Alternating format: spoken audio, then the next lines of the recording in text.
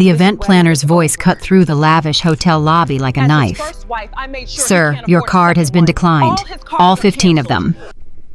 My ex-husband's face turned white as a ghost right there in front of his mistress, his mother, and every guest who came to celebrate his $75,000 engagement party. He had no idea that exactly 30 minutes earlier, the very second I signed those divorce papers, I had pressed cancel on every single supplementary credit card I had ever given him. 20 years of marriage, 20 years of betrayal, and now one satisfying moment of sweet revenge. But that was only the beginning of what I had planned. The event planner's voice sliced through the hotel lobby like a guillotine blade. "Sir, I apologize, but your card has been declined. All 15 of them." My ex-husband Jelani stood frozen at the reception desk, his face draining of color, while his 28-year-old mistress tugged impatiently at his sleeve. His mother gasped. His sister's jaw dropped. 300 invited guests were already gathering in the ballroom behind them, waiting for the $75,000 engagement party that would never happen.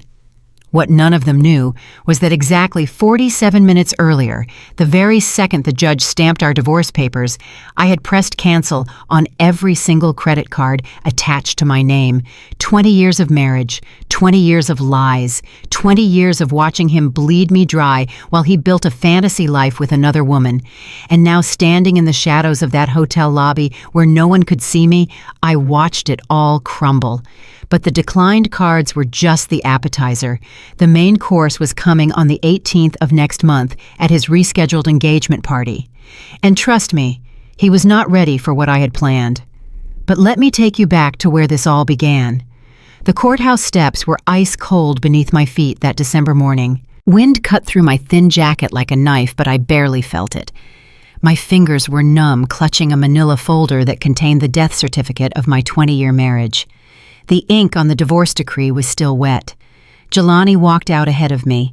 He did not look back, did not say goodbye, did not even pretend to care that the woman who had given him 2 decades of her life was standing alone in the freezing cold. He practically jogged to a black Mercedes idling at the curb, and through the tinted window, I caught a flash of pink. Kala's pink cashmere coat, the one he bought her last month for $1,800. I know, because I saw the receipt hidden in his sock drawer. The car pulled away and disappeared around the corner.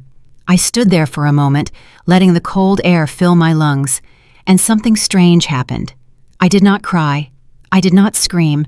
I did not collapse into a puddle of grief like I thought I would. Instead, I smiled.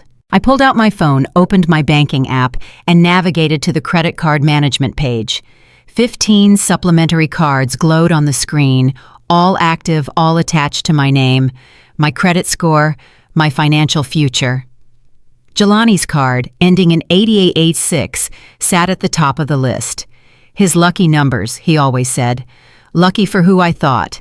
I pressed cancel. The screen asked for confirmation. I pressed yes without hesitation. Card ending in 8886 has been successfully deactivated. I moved to the next card. Cancel, confirm. Next card, cancel, confirm. One by one, I shut them all down. 15 cards, 15 satisfying notifications. Ping, ping, ping. Each sound was sweeter than any love song Jelani had ever whispered in my ear. My phone rang before I could finish savoring the moment. Zuri's name flashed on the screen.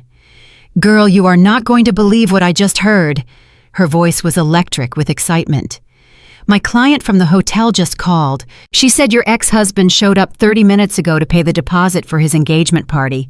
$75,000, McKenna. He told them he wanted champagne fountains and ice sculptures and a 12-piece orchestra."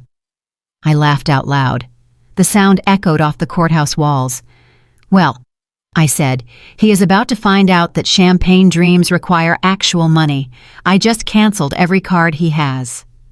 Zuri screamed so loud a pigeon startled off a nearby bench. "McKenna Williams, you absolute legend. How does it feel?" I looked up at the gray December sky. It feels like freedom. The walk home took 20 minutes, but it felt like floating.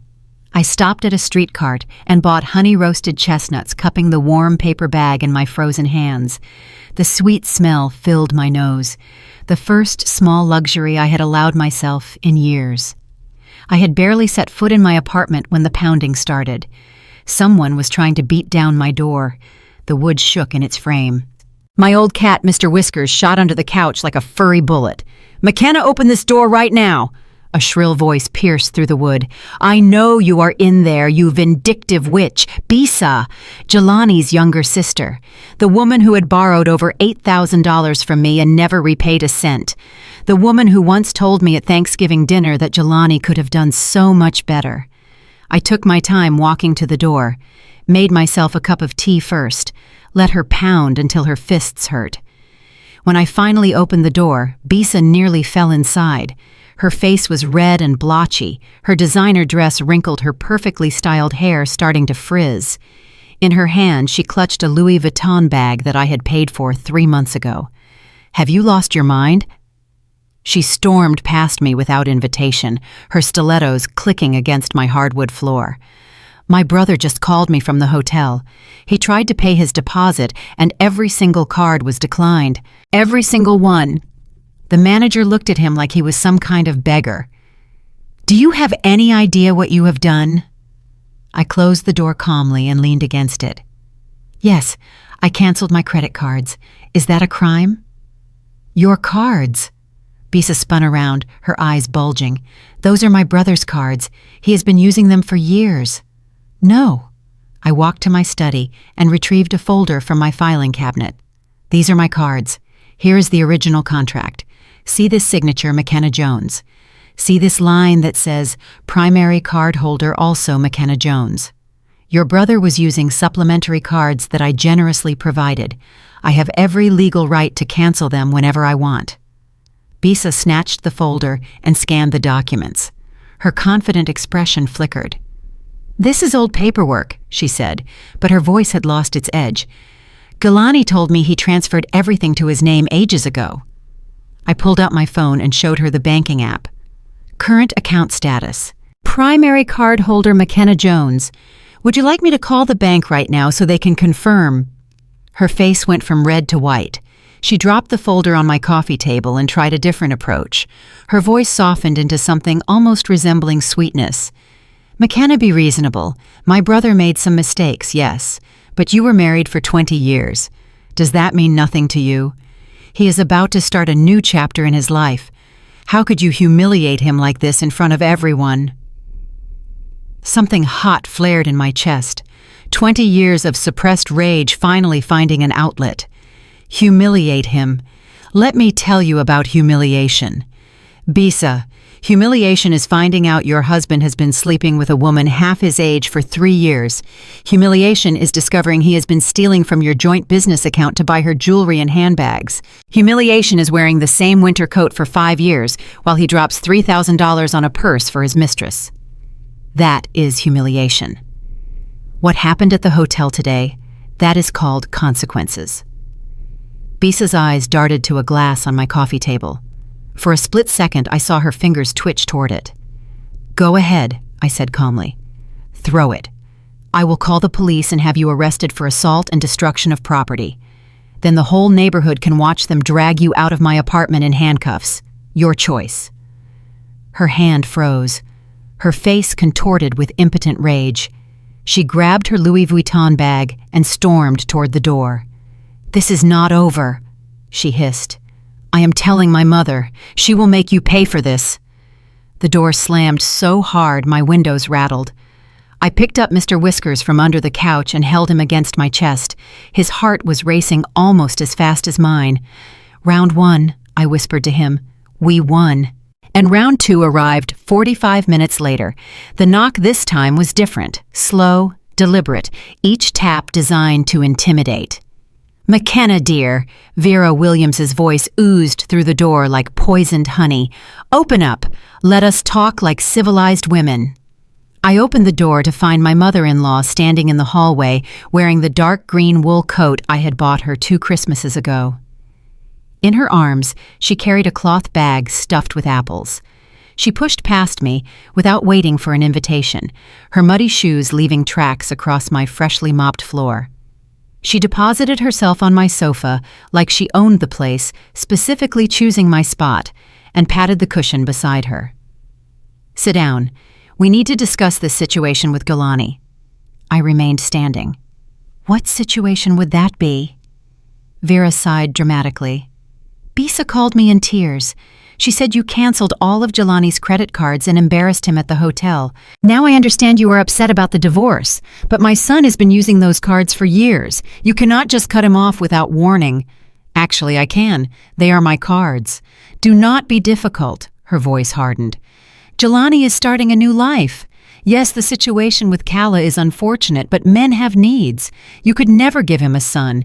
Can you blame him for seeking happiness elsewhere? If Kala gives our family a male heir, it will be a blessing for everyone." The words hit me like a bucket of ice water. For a moment, I could not speak. Then the rage came flooding back hotter than before. I walked to my study and returned with the thick folder of evidence I had been compiling for 3 years. I dropped it on the coffee table with a heavy thud. "Let me show you something, mother-in-law.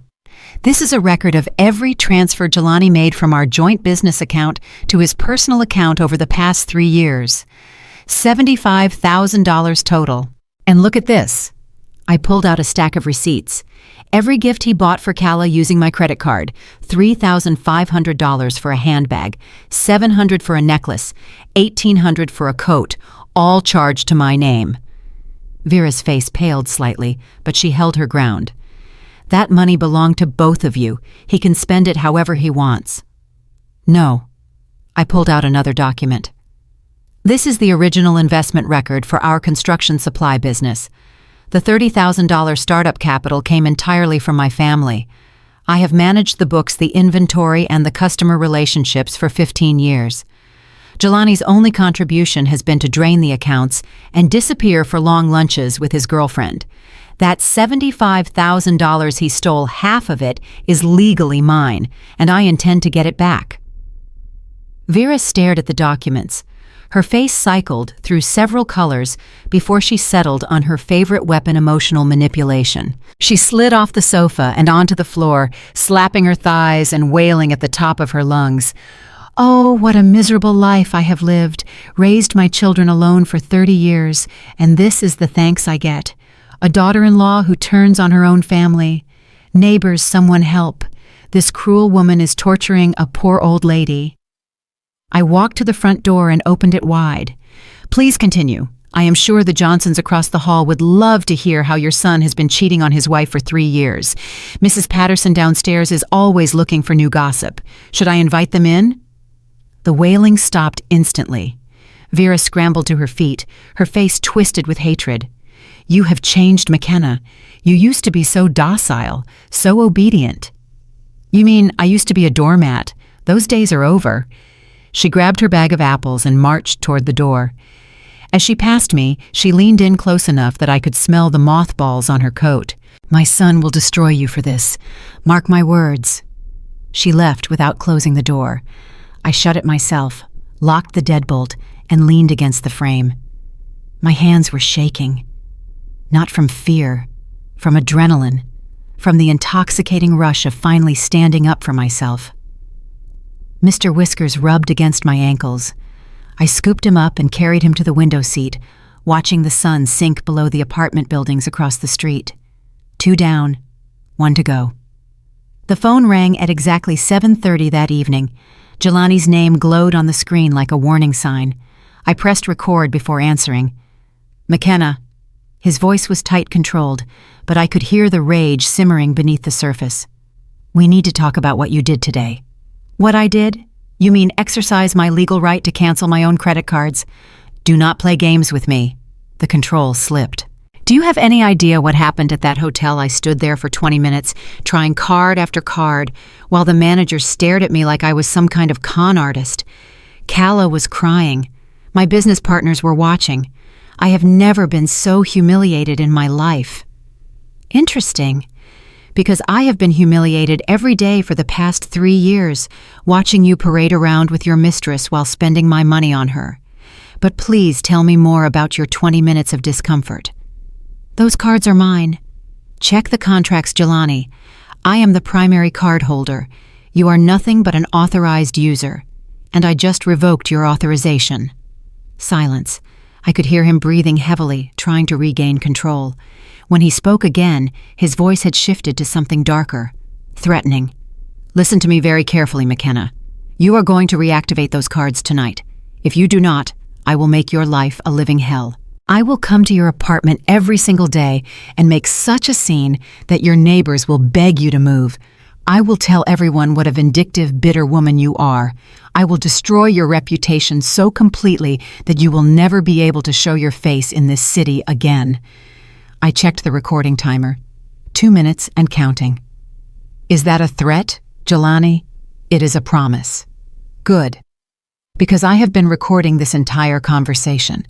And I have also recorded your sister threatening to break things in my apartment and your mother staging a fake breakdown to manipulate me. All of it is backed up to the cloud and has been forwarded to my lawyer. Dead silence. That is right, I continued. I have a lawyer now, a very good one who specializes in asset recovery and divorce fraud. Tomorrow morning I am meeting with him to discuss the $75,000 you stole from our joint business account, the items you purchased for your mistress using my credit cards, and the division of our remaining assets, including the house and the car. You cannot do this, his voice cracked. The divorce is final. The asset division is done. Actually, the asset division only covered what you disclosed. Funny how you forgot to mention the $75,000 you siphoned into your personal account, or the $40,000 you transferred to Calla over the past 2 years. My lawyer thinks a judge will be very interested in those numbers. More silence. Then a sound I had never heard from Jelani before. Something almost like fear. McKenna, baby, let us not do this. His voice shifted again, turning soft, cajoling, the same tone he used when he wanted something. We were married for 20 years. We have history. I know I made mistakes, but we can work this out between ourselves. There is no need to involve lawyers and courts. There is every need. I gave you 20 years of my life, Jelani. I supported your business. I endured your family. I looked the other way when you came home smelling like her perfume. And how did you repay me? By stealing my money, destroying my credit, and throwing me away like garbage the moment something younger came along. That is not fair. I loved you once. Once? Exactly. Past tense. And now you love Calla, and you want to give her a $75,000 engagement party with my money. Well, here is the problem with that plan. You do not have any money. Everything you have you got from me. And now I am taking it back. The line went dead. He had hung up on me. I saved the recording and sent copies to Zuri and my lawyer. Then I sat in my darkening apartment, watching the last rays of sunlight fade from the sky, Mr. Whiskers jumped into my lap and purred. I stroked his fur and thought about everything that had happened in the past 12 hours. This morning I had been a married woman, a doormat, a victim. Now I was something else entirely. My phone buzzed with a text from Zuri. Lawyer confirmed for tomorrow at 10. Get some rest. Tomorrow we fight. I smiled and typed back, I am ready. But sleep did not come easily that night. My mind was racing with plans, strategies, contingencies. I thought about the engagement party scheduled for the 18th. 300 guests, $75,000 worth of champagne and caviar and ice sculptures. And me, uninvited, but very much planning to attend. Around midnight, I got out of bed and went to my study. I opened the folder of evidence and spread everything across my desk. Bank statements, credit card receipts, transfer records, photographs I had taken of suspicious text messages on his phone, a timeline I had constructed of his affair, 3 years of secrets, 3 years of lies, all documented in excruciating detail. Most people thought I was naive. Jelani certainly did. His mother treated me like a simpleton. His sister openly mocked my unfashionable clothes and simple lifestyle. But I had been watching, listening, recording. Because here is the thing about being underestimated. It gives you the perfect cover. While everyone assumed I was too stupid to notice what was happening right in front of my face, I was building a case, gathering ammunition, waiting for the right moment to strike. That moment was now. I found something interesting buried in the bank statements around 2 in the morning, a series of cash withdrawals I had not noticed before. $5,000 here, $3,000 there, always in round numbers, always on Friday nights. I cross-referenced the dates with Jelani's calendar. Business dinners, he had told me, networking events. But Jelani hated networking events, said they were a waste of time. I opened my laptop and did some searching. It took about an hour, but eventually I found what I was looking for. A high-stakes poker game that ran every Friday night in a private room at the Bellagio downtown. Entry minimum $5,000. My husband was not just a cheater, he was a gambler too. I added this new information to my evidence folder and made a note to ask my lawyer about it tomorrow. If Jelani had been gambling away our marital assets, that was another strike against him in court. The sun was starting to rise by the time I finally felt tired enough to sleep. I climbed back into bed with Mr. Whiskers curled at my feet and closed my eyes. Tomorrow I would meet with the lawyer and begin the process of reclaiming everything Jelani had stolen from me. Next month I would crash his engagement party and expose him in front of everyone he had ever tried to impress. And someday, maybe not too far in the future, I would wake up in a life entirely my own, a life without lies, without manipulation, without fear. I was no longer McKenna Williams, the naive wife who never suspected a thing. I was McKenna Jones, and the real story was just beginning. I woke to weak December sunlight filtering through my curtains and the smell of coffee drifting from the kitchen. For a confused moment, I thought Jelani was home, making his usual morning brew. Then reality crashed back. No more Jelani. No more pretending. No more lies. I had set the coffee maker on a timer last night before my late-night evidence review. The small act of self-care felt revolutionary. For 20 years, I had made Jelani's coffee every morning. Today, for the first time, I had made coffee for myself. Mr. Whiskers wound between my ankles as I poured a cup and sat at my kitchen table. Through the window, I could see Mrs. Patterson walking her poodle in the courtyard below. Mr. Johnson from across the hall was scraping ice off his windshield. Normal people living normal lives. My life was about to become very abnormal. I showered dressed in my most professional outfit, a navy blazer I had bought for job interviews years ago, and never worn, and reviewed my evidence folder one more time. Everything was organized chronologically: bank statements, credit card records, the gambling withdrawal evidence I had discovered last night, the recordings of Jelani and his family threatening me. Zuri was waiting outside my building when I emerged at 9:30. She handed me a breakfast sandwich and a bottle of water. "You need to eat. Today is going to be intense." I took a bite of the sandwich, egg and cheese on a warm croissant. Simple but perfect. "Thank you for everything, Zuri. I could not do this without you." "Please, watching you finally fight back is the most entertainment I have had in years." She grinned and linked her arm through mine. "Now let us go get your money back." The lawyer's office was on the 4th floor of a professional building downtown, Marcus Webb Esquire, according to the gold lettering on the door. Zuri had found him through her network of boutique clients, one of whom had used him to recover $500,000 from her cheating ex-husband. Marcus was younger than I expected, maybe early 40s with sharp eyes behind wire-rimmed glasses and a handshake that meant business. "Mrs. Williams," he said, gesturing to a chair across from his desk. "Or do you prefer Ms. Jones now?" "Ms. Jones," I said firmly. "I am done being Mrs. Williams." He smiled. "Fair enough. Zuri has given me the broad strokes of your situation. Why do not you walk me through the details?" I opened my evidence folder and began. 2 hours later, Marcus leaned back in his chair and let out a low whistle. "Ms. Jones, in 15 years of practicing family law, I have rarely seen documentation this thorough. You have dates, amounts, receipts, even recordings of verbal threats. Most clients come to me with suspicions and hunches. You have come with a prosecutable case." "I had 3 years to prepare," I said. "I wanted to make sure I did not miss anything." "You did not." He tapped the folder with his pen. "Here is what I see. Your ex-husband diverted approximately $75,000 from your joint business account over a 3-year period. He spent an additional $43,000 on his mistress, partially through direct transfers and partially through purchases made on credit cards in your name. And based on these withdrawal patterns, he pointed to the gambling evidence. He has been losing substantial sums at a private poker game. That is another $30,000 at minimum. I felt sick. All those years of saving, of clipping coupons, of denying myself small pleasures, and he had been gambling it away at poker tables. What can we recover? Zuri asked the question I was too stunned to voice. Potentially all of it. Marcus stood and walked to his window looking out at the city below.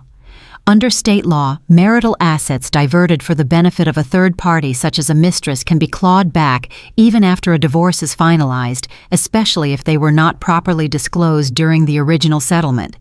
The gambling losses are trickier, but we can certainly make an argument that they constitute dissipation of marital assets. He turned back to face me. I will need to file a motion to reopen the asset division and subpoena his bank records. Once we have the full picture of his finances, we can determine exactly how much he owes you. In the meantime, I would strongly recommend not engaging with him or his family directly. Everything goes through me from now on. I nodded. There is one more thing. I told him about the engagement party scheduled for the 18th of next month, about my plan to attend and confront Jelani in front of all his guests. Marcus was quiet for a long moment. Legally speaking, that is risky. If you cause a scene or damage property, he could try to use it against you. But, Zuri prompted. A small smile crossed his face. But if you simply show up at a public event and share truthful information with interested parties, there is nothing illegal about that. Just be careful. State facts, not accusations. Let the evidence speak for itself. I left his office feeling lighter than I had in years. We had a plan. We had evidence, and in 3 weeks, Jelani was going to discover just how badly he had underestimated me. The subpoena hit Jelani's bank 2 days later. I know because he called me 17 times in a single afternoon. I let every call go to voicemail. His messages progressed from angry to threatening to desperate to pleading. By the 5th message, he was literally begging me to call off my lawyer. I saved every single voicemail and forwarded them to Marcus. The next week, Zuri connected me with her contact at the Grand Meridian Hotel, a woman named Diana, who worked as an event coordinator. Over coffee, Diana told me everything I needed to know about Jelani's rescheduled engagement party. The original date had been pushed back 2 weeks because Jelani could not scrape together the deposit. He had finally managed to pay $7,500, exactly half of the required amount, by borrowing from his mother's pension fund. The hotel had agreed to let him pay the rest on the day of the event.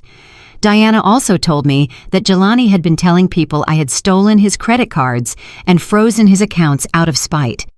He was painting himself as the victim of a vindictive ex-wife who could not accept that he had moved on.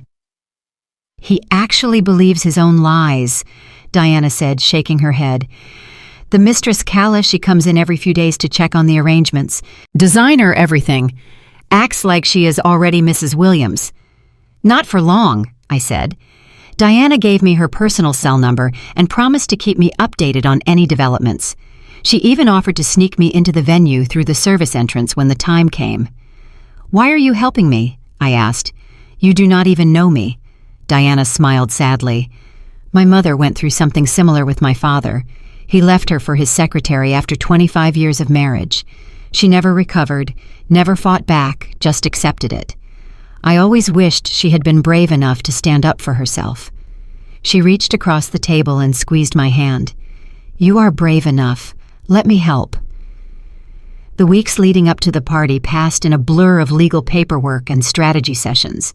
Marcus obtained Jelani's complete bank records and discovered the situation was even worse than we had thought. The gambling losses totaled over $50,000. The transfers to Kala exceeded $60,000 when you included cash payments we had not known about.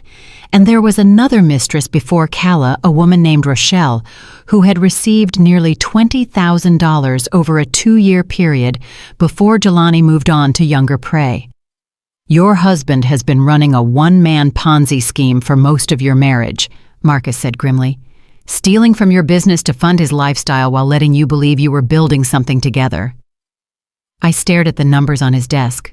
20 years, over $200,000. All gone. Can we get any of it back? Some of it. The house is in both your names, so you are entitled to half the equity, approximately $120,000. The business assets are trickier since he ran them into the ground, but there are some receivables we can pursue. And the court can order him to repay a portion of the dissipated assets, though collecting may be difficult if he truly has no money. What about the mistress Calla received the most? Marcus shook his head. We cannot go after her directly. She was not a party to your marriage. But we can make sure every dollar she received is documented and presented to the court. Judges tend to look unfavorably on spouses who fund lavish lifestyles for their affair partners while their families struggle. I thought about Calla in her designer clothes and expensive jewelry playing princess while I wore the same coat for 5 years. The injustice of it burned in my chest. I want everyone to know, I said quietly. Not just the court. Everyone. His business partners, his friends, his family. Everyone who has been fooled by his charming businessman act. I want them all to know exactly what kind of man Jelani Williams really is. Marcus studied me for a long moment. The engagement party. The engagement party? He nodded slowly. Then we need to make sure you are prepared. We spent the next 2 weeks rehearsing.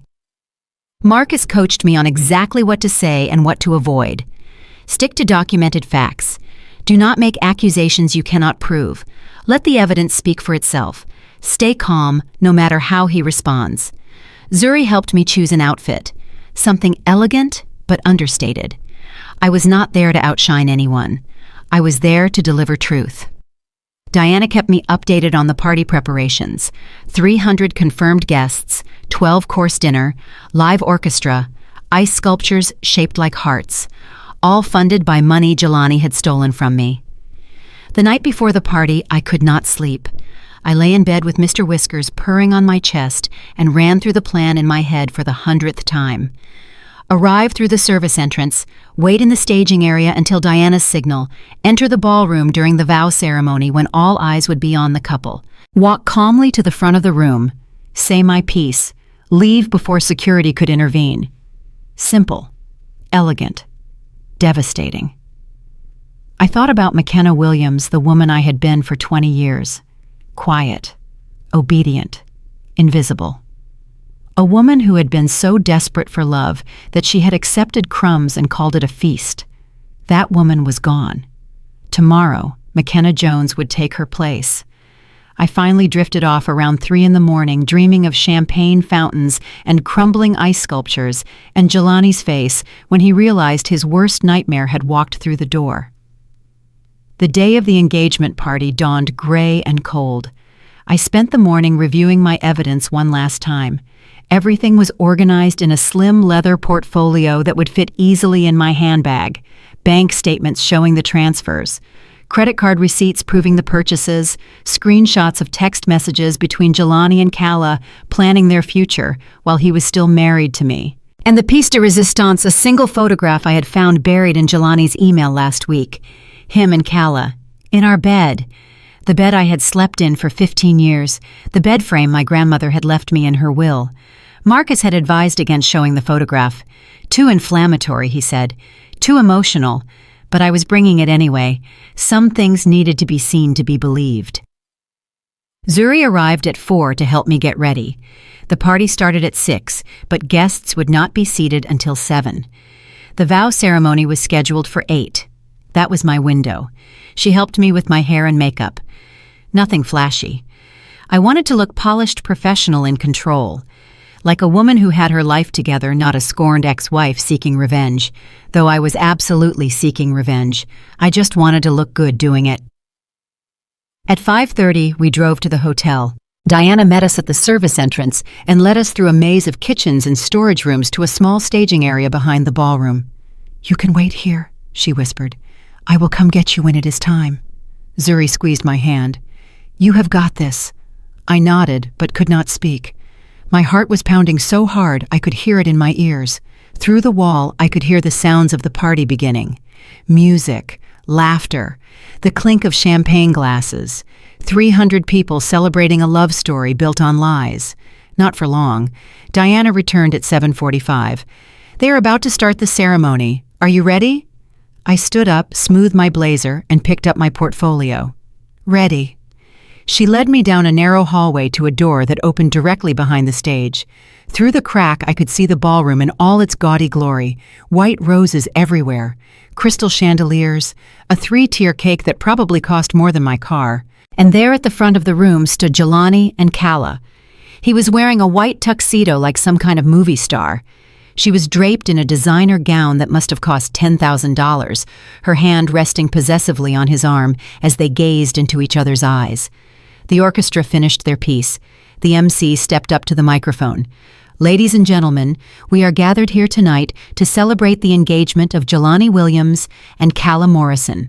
Before we begin the evening's festivities, the couple has prepared personal vows to share with you all." Kala giggled and pressed closer to Jelani. The guests awed on cue. The MC smiled. "Jelani, would you like to begin? Do you promise to love, honor, and cherish Kala for richer or poorer in sickness and in health, as long as you both shall live?" Jelani opened his mouth to respond, and I stepped through the door. "I object." Every head in the room swiveled toward me. The orchestra stopped mid-note. Champagne glasses froze halfway to lips. I walked slowly down the center aisle, my heels clicking against the marble floor with each step. The sea of guests parted before me, too shocked to do anything but stare. Jelani's face went white, then red, then a strange shade of purple I had never seen before.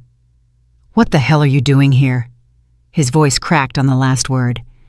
I stopped at the foot of the stage and looked up at him, at the man I had loved for 20 years, at the stranger who had destroyed my life without a second thought. "Hello, Jelani. Hello, Kala." I nodded to each of them in turn. "I apologize for interrupting, but there are a few things your guests deserve to know before this celebration continues." I opened my portfolio. First, this party. It cost $75,000. Jelani told everyone he was paying for it himself. The truth is, he could not even cover the deposit. He borrowed from his mother's pension fund just to secure the venue, and the hotel has confirmed that half the balance is still unpaid. Murmurs rippled through the crowd.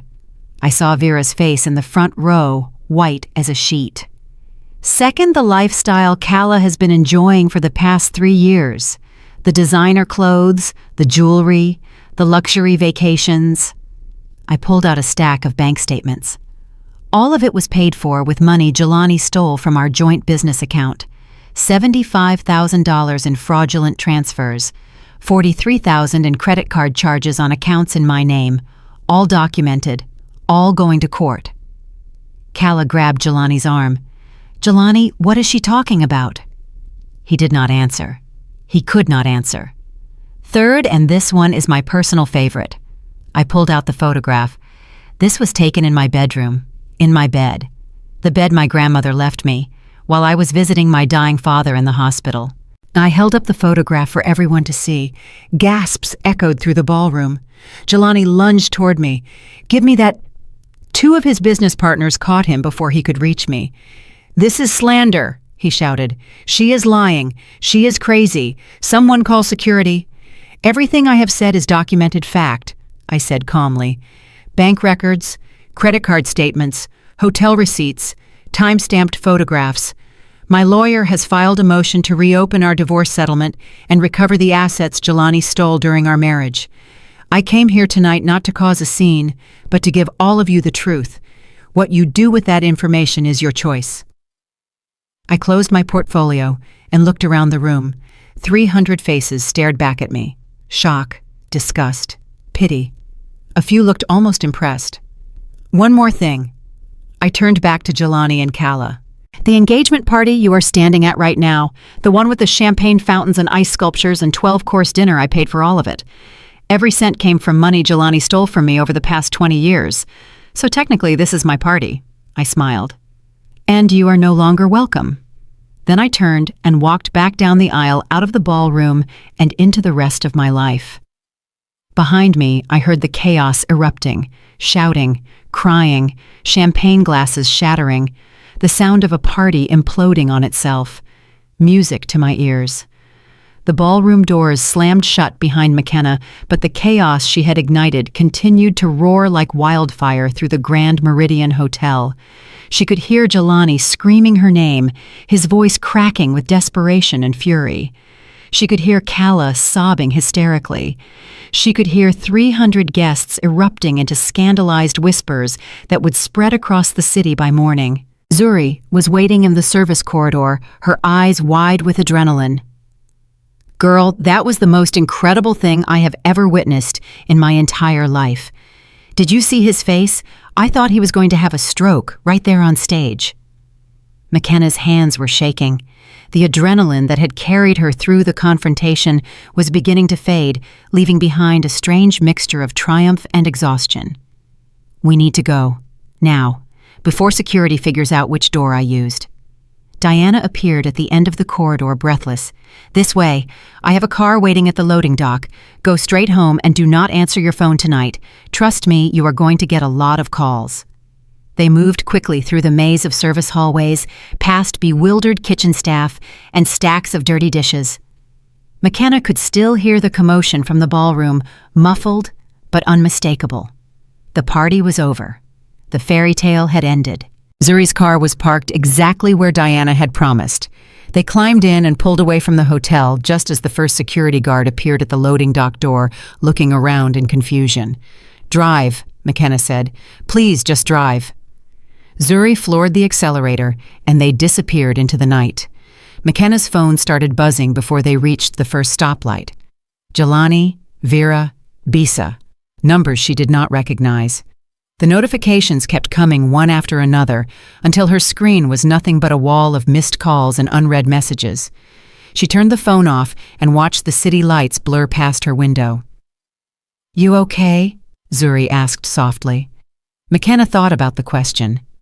Was she okay? She had just walked into her ex-husband's engagement party and destroyed his reputation in front of everyone he knew. She had exposed his lies, his theft, his betrayal. She had taken back her power in the most public way possible. "I think I am better than okay," she said finally. "I think I am free." They drove in silence for a while. Then Zuri started laughing, soft at first, then louder until she was practically crying behind the wheel. "The photograph!" She gasped between laughs. "Oh my God, when you held up that photograph, Kala's face. I wish I had recorded it. Her whole world just collapsed in real time." McKenna smiled despite herself. She knew. Deep down, she always knew he was still married when they started. She just did not care. She thought she had won. "Nobody wins when they build their happiness on someone else's pain," Zuri said. "That is what my grandmother always told me. Looks like she was right."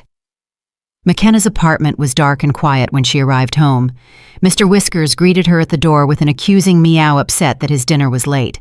She fed him, changed out of her party clothes, and collapsed onto her sofa with a cup of chamomile tea. For the first time in months, her mind was completely still. She had done it. She had actually done it.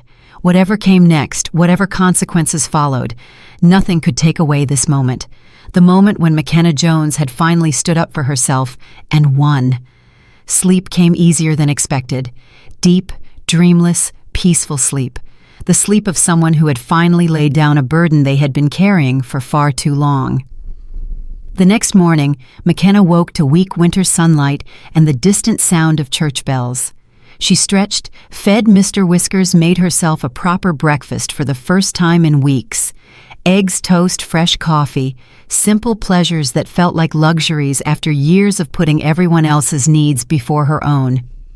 She turned on her phone at precisely 9 o'clock. The notifications nearly crashed the device. 47 missed calls from Jelani, 23 from Vera, 15 from Bisa, dozens more from numbers she did not recognize. Her voicemail was full, her text messages stretched back for pages. She ignored all of it and called Marcus instead. "I saw the news," he said as soon as he picked up. "Someone recorded the whole thing and posted it online. It is already viral. You are everywhere, McKenna. Her stomach dropped. Viral. What do you mean viral? I mean the video has over 2 million views as of this morning. The comments are overwhelmingly in your favor. People are calling you a hero. They are calling Jelani every name in the book. McKenna sank onto her sofa. She had expected consequences, but she had not expected this. She had not expected the whole world to be watching. Is this bad legally, I mean? On the contrary, everything you said was factual and documented. You did not defame him because you told the truth. And the public support actually strengthens your position in court. No judge wants to be seen siding with a proven cheater and thief when millions of people are watching. McKenna exhaled slowly. So, what happens now? Now we wait for Jelani to make his next move. Based on the voicemails he has been leaving at my office, he is not taking this well. He is threatening lawsuits, restraining orders, criminal charges, none of which have any legal merit, but he is desperate, and desperate people do stupid things. Should I be worried? Marcus paused. Be careful. Stay home today. Do not engage with anyone from his family. If anyone shows up at your door, do not open it. Call me immediately. McKenna spent the day watching the video of her own confrontation go viral. It was strange seeing herself on screen walking down that aisle with such calm confidence. She barely recognized the woman in the footage. That woman looked powerful, unshakable, fierce. Was that really her? Comments flooded in from around the world. Women who had been through similar betrayals, men who had been cheated on by their wives, people who had never experienced infidelity but admired her courage anyway. The support was overwhelming, but not everyone was supportive. Jelani had released his own statement through some kind of publicist claiming McKenna was mentally unstable and had crashed his engagement party in a jealous rage. He called her accusations false and defamatory. He threatened legal action against anyone who shared the video. The internet responded by sharing the video even more. Around 4 in the afternoon, McKenna heard voices in the hallway outside her apartment. Loud voices, angry voices. Then the pounding started. "McKenna, open this door right now," Vera's voice echoed through the wood. "I know you are in there. How dare you humiliate my son like that? How dare you?" McKenna stayed silent. She picked up her phone and prepared to dial Marcus. "You think you have won?" Vera continued screaming. "You have won nothing. My son is ruined. His business is ruined." Calla left him. "Are you happy now? Are you satisfied?" Calla left him. The words sank in slowly. The mistress had abandoned the sinking ship. "You destroyed our family." Vera was sobbing now, her anger dissolving into grief. 20 years. We welcomed you into our home. 20 years. And this is how you repay us, by destroying everything. McKenna walked quietly to her door and spoke through the wood without opening it. "Your son destroyed your family when he decided to cheat on his wife and steal her money. I just made sure everyone knew the truth." "Liar. You are nothing but a jealous, vindictive liar. Everything I said at that party is documented in court records that your son's own bank provided. If you do not believe me, ask Marcus Webb, my attorney. He will be happy to show you the evidence." Silence from the hallway, then Vera's voice smaller now, almost frightened. "What evidence?" $75,000 stolen from our joint account. $60,000 in transfers to his mistress. $50,000 lost gambling at the Bellagio. And photographs of him in my bed with Calla while I was visiting my dying father. All of it documented. All of it going before a judge next month. More silence. McKenna could hear Vera breathing heavily on the other side of the door. "You knew," McKenna continued. "You knew he was cheating and you helped him hide it. You knew he was stealing and you looked the other way. Every time you came to my house and demanded I be a better wife, you knew your son was the one destroying our marriage. So do not stand in my hallway and call me vindictive. I am not the villain of this story, Vera. Your son is." A long pause, then the sound of footsteps retreating down the hallway, the elevator doors opening and closing. McKenna leaned against her door and let out a breath she did not know she had been holding.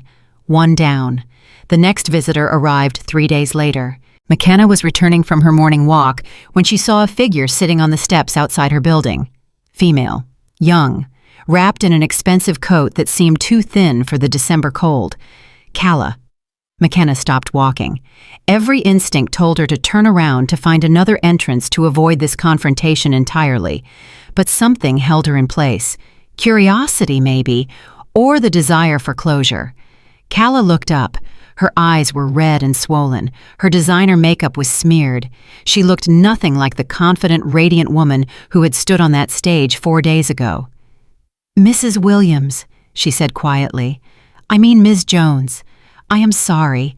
I did not know where else to go." McKenna said nothing. She stood there, arms crossed, waiting. "I know you hate me," Calla continued, her voice trembling. "You should hate me. What I did was wrong.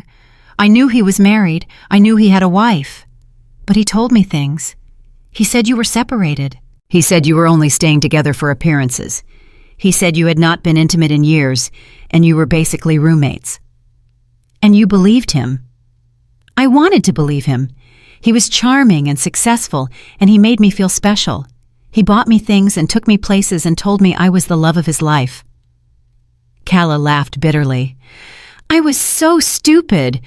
I actually thought I was different. I actually thought he would treat me better than he treated you. What do you want, Calla?"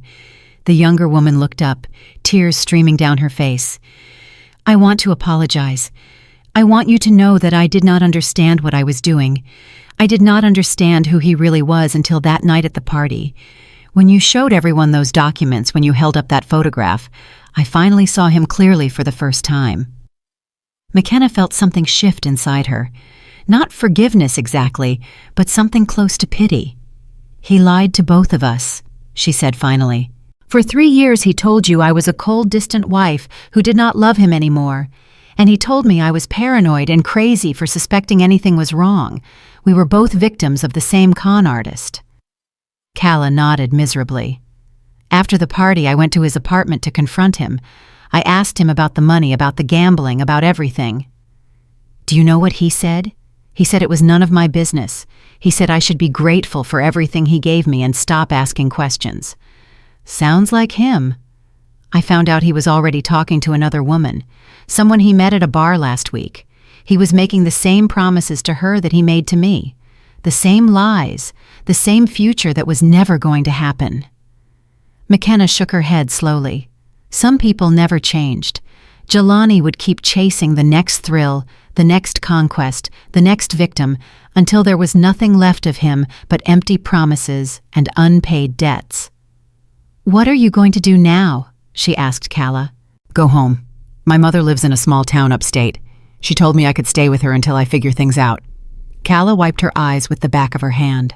"I have to start over, find a job, build a real life instead of waiting for some man to give me one." "That sounds like a good plan." Calla stood up slowly. "I know you have no reason to forgive me, but I am sorry for everything. I hope someday you can find peace." She walked away without looking back. McKenna watched her go, then climbed the stairs to her apartment. Mr. Whiskers was waiting at the door, meowing impatiently. "Well," she said, scooping him up, "that was unexpected." The court date arrived on a cold January morning. Marcus had prepared her for what to expect. The hearing would be brief, focused solely on the motion to reopen the asset division. If successful, a longer trial would follow to determine exactly how much Jelani owed her. If not, she would have to accept the original settlement and walk away with nothing. McKenna dressed carefully, professional but not flashy, confident but not arrogant. She wanted the judge to see a responsible businesswoman seeking justice, not a scorned wife seeking revenge. Zuri drove her to the courthouse. "No matter what happens in there, you have already won," she said as they parked. "The whole world knows the truth now. Jelani's reputation is destroyed. His business partners have abandoned him. His mistress left him. Even his own mother can barely look at him." "I know," McKenna said, "but I want my money back too." The courtroom was smaller than she expected. Just a few rows of wooden benches, a raised platform for the judge, and 2 tables for the opposing parties. Marcus was already there organizing his documents. Jelani sat at the other table with a lawyer McKenna did not recognize. He looked terrible, thin, pale, exhausted. His expensive suit hung loosely on his frame, and his eyes were bloodshot. The confident businessman who had walked out of the courthouse 3 months ago was gone. In his place sat a broken man who had finally been forced to face the consequences of his actions. Their eyes met across the room. McKenna expected to feel hatred, or satisfaction, or triumph. Instead, she felt nothing, just a vast, peaceful emptiness where her love for him used to live. The judge entered and called the court to order. Marcus presented their case methodically. The bank records showing the fraudulent transfers, the credit card statements proving the unauthorized purchases, the gambling losses documented by casino records. The photograph that had shocked the nation. Jelani's lawyer tried to argue that the transfers were legitimate business expenses, that the gifts to Kala were made with Jelani's personal funds, that the gambling losses were exaggerated. But the evidence was overwhelming. 3 hours later, the judge delivered her ruling. The court finds clear and convincing evidence that Mr. Williams deliberately concealed and dissipated marital assets during the marriage and failed to disclose said assets during the original divorce proceedings. The motion to reopen the asset division is granted. Mr. Williams is ordered to pay Mrs. Jones the sum of $118,000 in restitution, plus attorney fees and court costs. Payment is due within 60 days. Failure to comply will result in seizure of remaining assets and possible contempt charges. McKenna heard the words as if from a very far distance. $118,000. More than she had dared to hope for. She turned to Marcus, who was grinning broadly. "We did it? We did it." Across the aisle, Jelani sat frozen in his chair. His lawyer was whispering urgently in his ear, but he did not seem to hear. He just stared at the judge's bench with the hollow eyes of a man who had finally run out of lies. McKenna stood up and gathered her things. As she walked past Jelani's table, she paused. "Goodbye, Jelani," she said quietly. "I hope someday you learn to be a better man. For your own sake, if nothing else." He did not respond. He did not even look at her. She walked out of the courtroom and into the bright January sunshine. The weeks that followed were a whirlwind of change. Jelani sold his car to pay part of the judgment. When that was not enough, the court seized his remaining business assets. The construction supply store that McKenna had helped build from nothing was liquidated at auction. The house they had shared for 15 years was put on the market to cover the rest.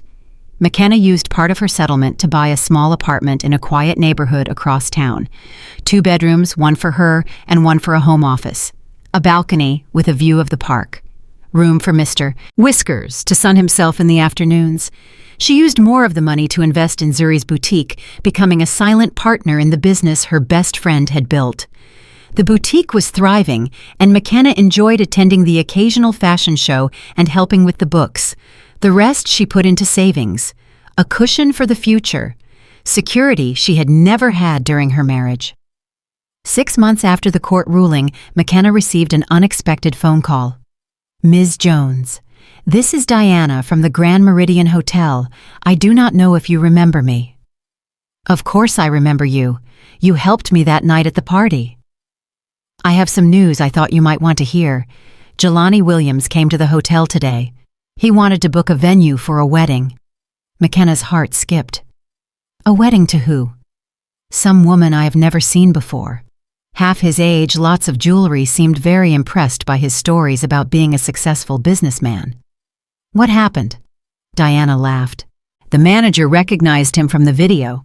Told him we do not serve customers who fail to pay their bills. He still owes us $18,000 from the engagement party disaster. He tried to argue, tried to charm his way in, but we called security and escorted him out. The new girlfriend did not look happy." McKenna smiled despite herself. Some lessons were never learned. "Thank you for telling me, Diana. I appreciate it." "Take care of yourself, Ms. Jones. You deserve all the happiness in the world." McKenna hung up and looked around her new apartment. Sunlight streamed through the windows. Mr. Whiskers was asleep on his favorite chair. A vase of fresh flowers sat on the kitchen table, a gift from Zuri. This was her life now. Quiet, peaceful, entirely her own. She thought about the woman she had been a year ago. The woman who had walked out of that courthouse, clutching her divorce papers, shivering in the cold, watching her husband drive away with his mistress. That woman had been broken, lost, afraid. The woman standing in the sunlit apartment was none of those things. She had fought for herself. She had won. And the best part was, she was just getting started.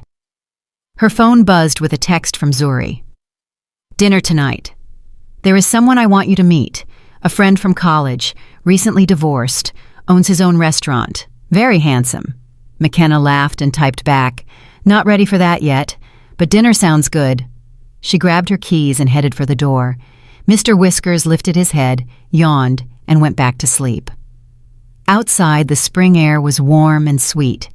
Cherry blossoms drifted down from the trees that lined her new street. Somewhere in the distance, children were laughing. McKenna Jones walked into the afternoon sun, leaving the shadows of her old life behind forever.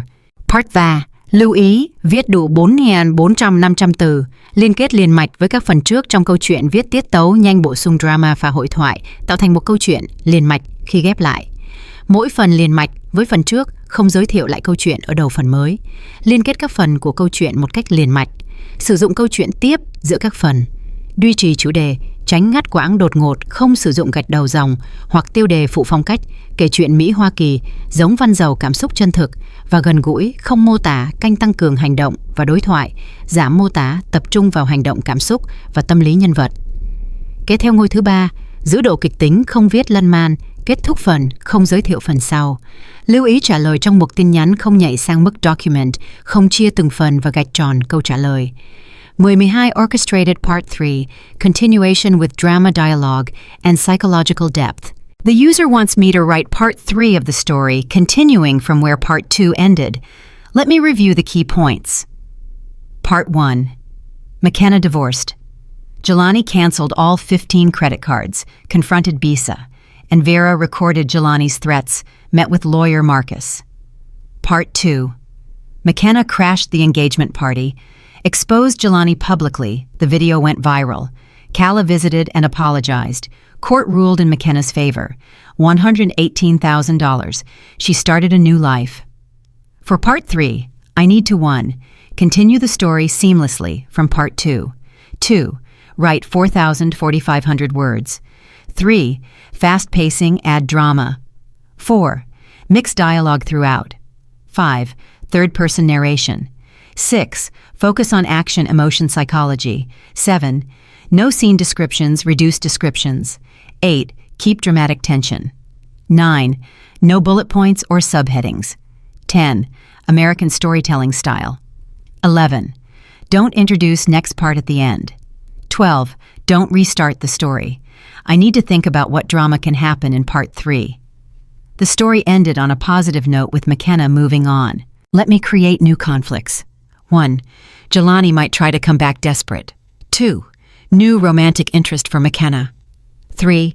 Vera or Bisa might cause more trouble. 4. McKenna's business success.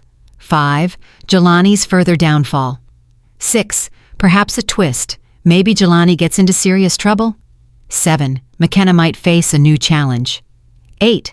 The story should build toward a satisfying conclusion. Let me write this part with high drama, fast pacing, lots of dialogue, and emotional depth.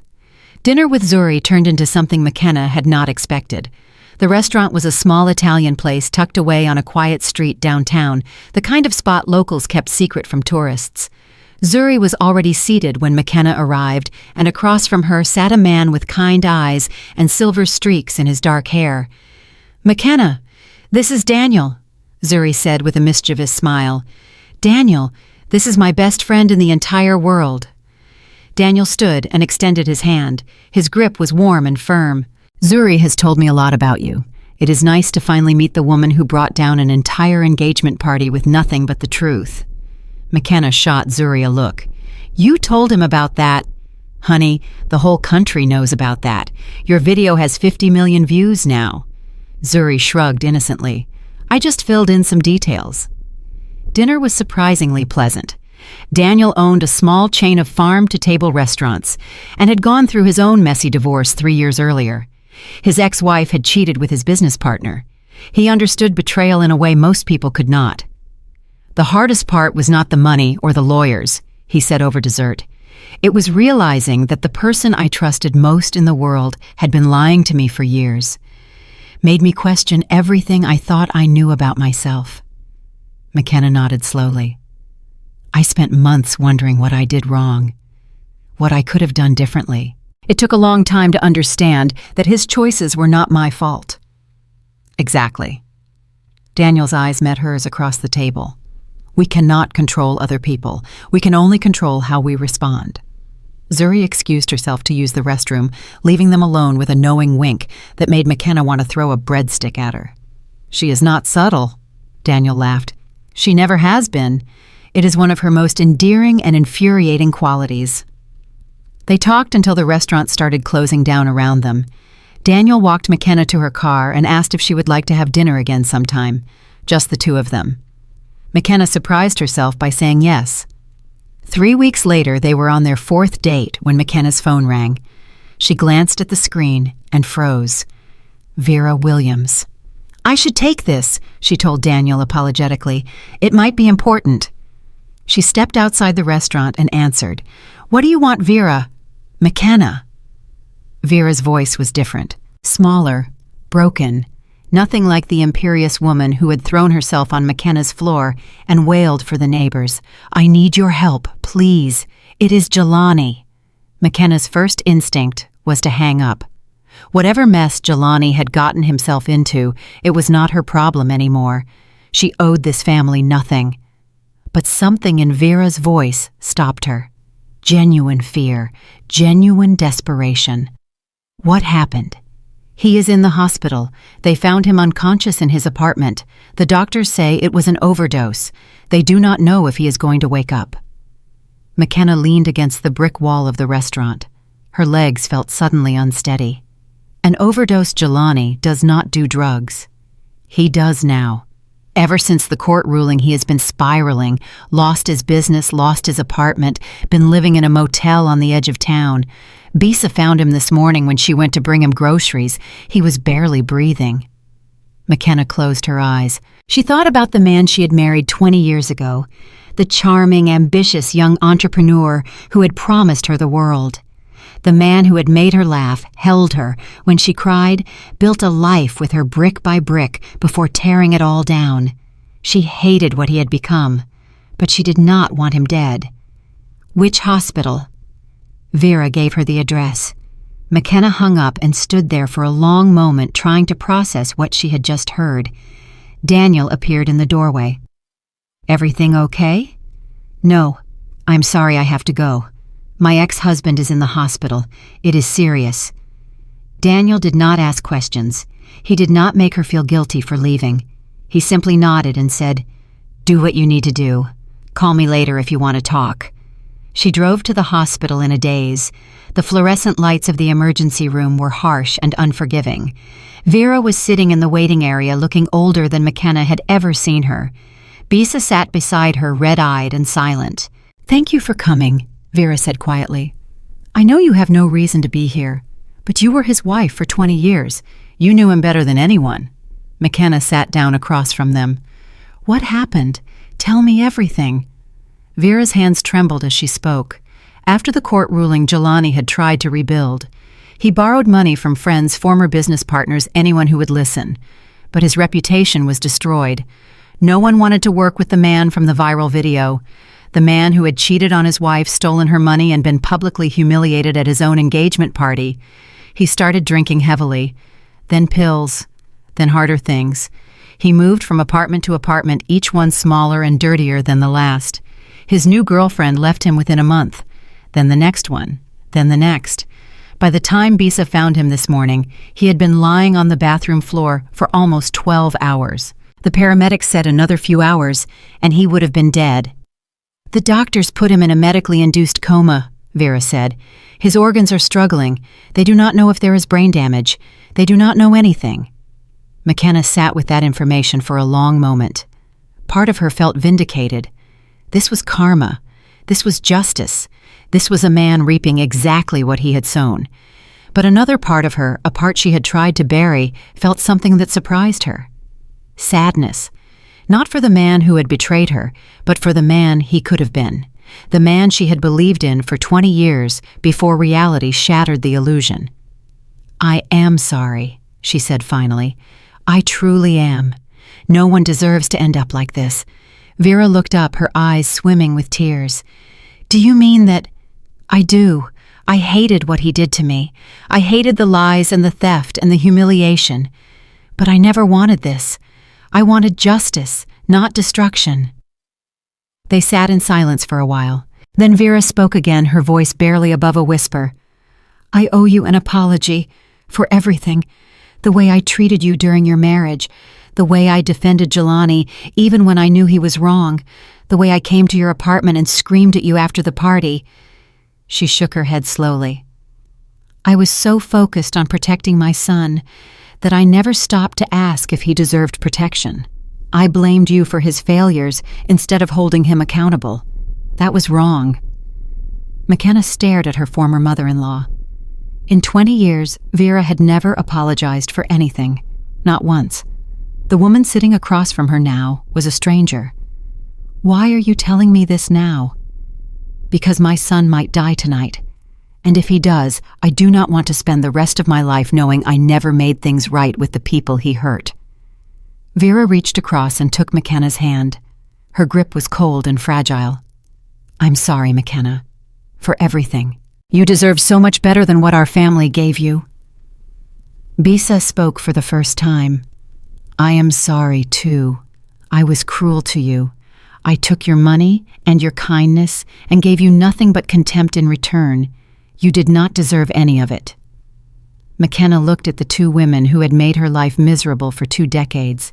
She could hold on to her anger. She could remind them of every insult, every slight, every moment of humiliation.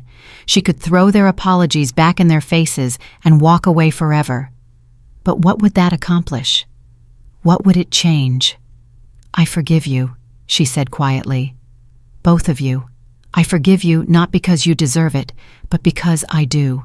Holding on to this anger has taken enough of my life already. I am done carrying it." Vera broke down sobbing. Bisa covered her face with her hands. McKenna sat there between them, feeling something she had not expected. Relief. A doctor appeared in the doorway. "Family of Jelani Williams." They all stood at once. "He is awake. The coma was shorter than expected and his vitals are stabilizing. He is asking for someone named McKenna." Vera and Bisa both turned to look at her. "You do not have to go," Vera said. "After everything he did to you, no one would blame you for walking away." McKenna thought about it. She thought about 20 years of marriage, 20 years of building a life together, 20 years of memories, good and bad, that had shaped her into the woman she was today. "I will go," she said, "but only to say goodbye, properly this time." The hospital room was small and sterile. Jelani lay in the bed, connected to machines that beeped and hummed with mechanical indifference. He looked nothing like the confident businessman McKenna had married. His face was gaunt. His skin was sallow. His eyes, when they opened, were filled with something she had never seen in them before. Shame. "You came," he whispered. His voice was raw and weak. "I did not think you would."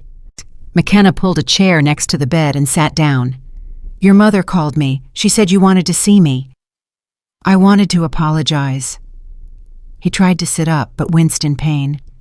"Please. I know I have no right to ask anything of you, but please let me say this." She nodded slowly. "Go ahead." Jelani closed his eyes for a moment, gathering his strength. "I destroyed everything. My business, my family, my health, my soul, all because I was too arrogant to appreciate what I had. You gave me 20 years of your life, McKenna. You supported me, believed in me, stood by me through everything, and I repaid you with lies and betrayal and cruelty." He opened his eyes and looked at her directly. "There is no excuse for what I did. I could blame my upbringing, or my insecurities, or my fear of getting old, but the truth is simpler than that. I was selfish. I wanted everything without earning any of it. And I was so convinced of my own importance that I never stopped to consider the damage I was causing. Tears rolled down his hollow cheeks. That night at the engagement party when you walked in and exposed everything, part of me was furious. But another part of me, a part I had buried so deep I forgot it existed, was relieved. You did what I was too weak to do. You told the truth.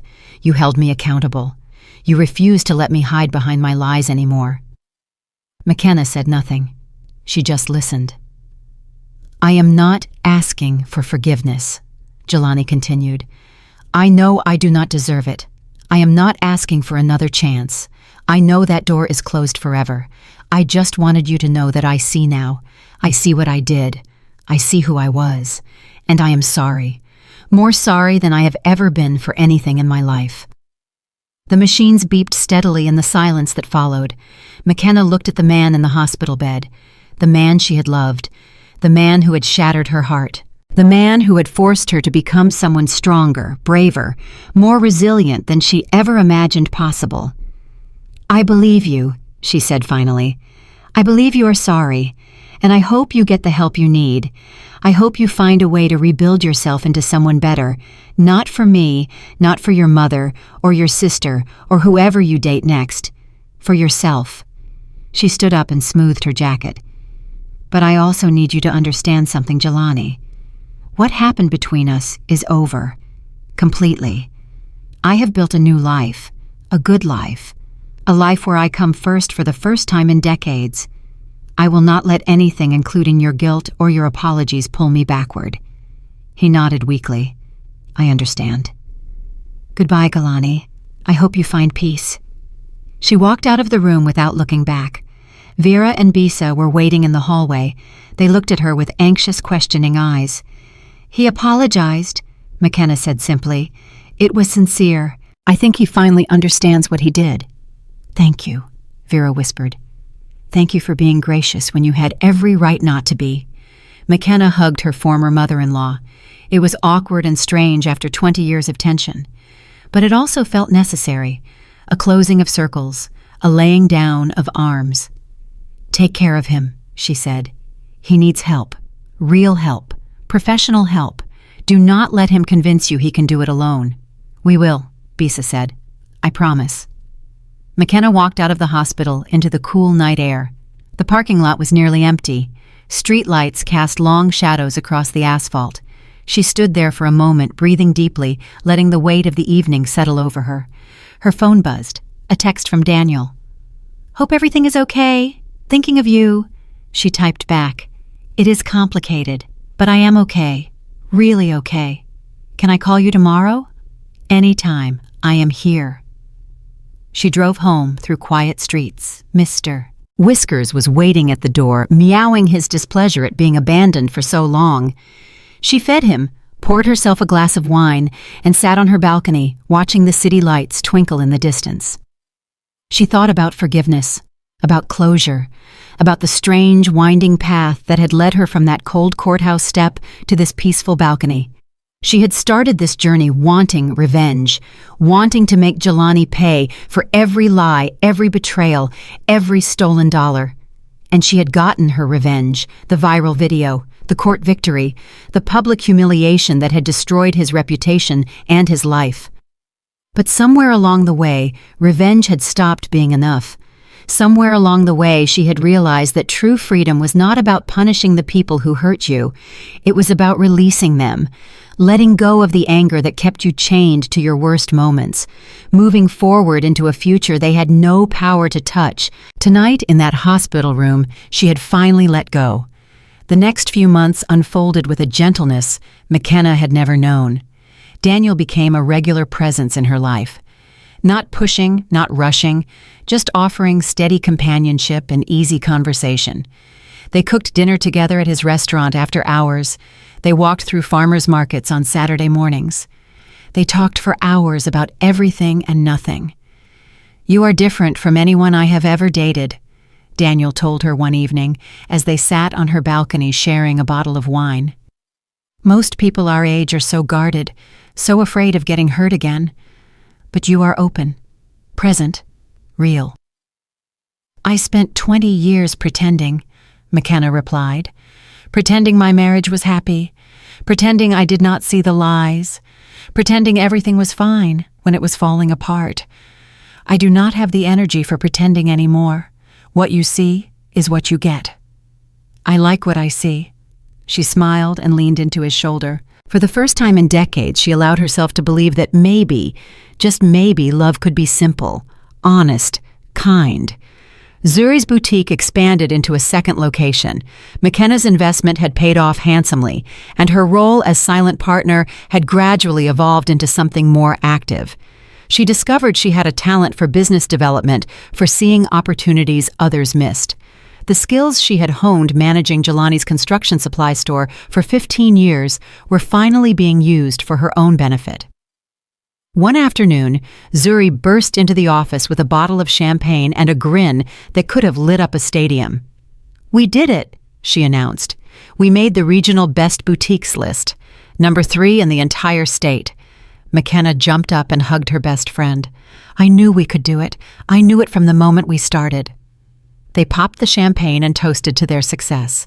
Two women who had supported each other through divorces, betrayals, heartbreaks, and triumphs. Two women who had proven that the best revenge was living well. "You know what I keep thinking about," Zuri said, sipping her champagne. "That night at the engagement party, when you walked down that aisle with those documents in your hand, I was terrified. I thought Jelani was going to attack you. I thought security was going to drag you out. I thought the whole thing was going to blow up in our faces." "So did I," McKenna admitted. "My hands were shaking so badly I almost dropped the folder." "But you did not. You walked up there and you told the truth and you changed your entire life." Zuri shook her head in admiration. "I have known you for 30 years, McKenna. That was the bravest thing I have ever seen anyone do." McKenna thought about that moment, the terror and the exhilaration and the absolute certainty that she was doing the right thing. "I was not brave," she said quietly. "I was desperate.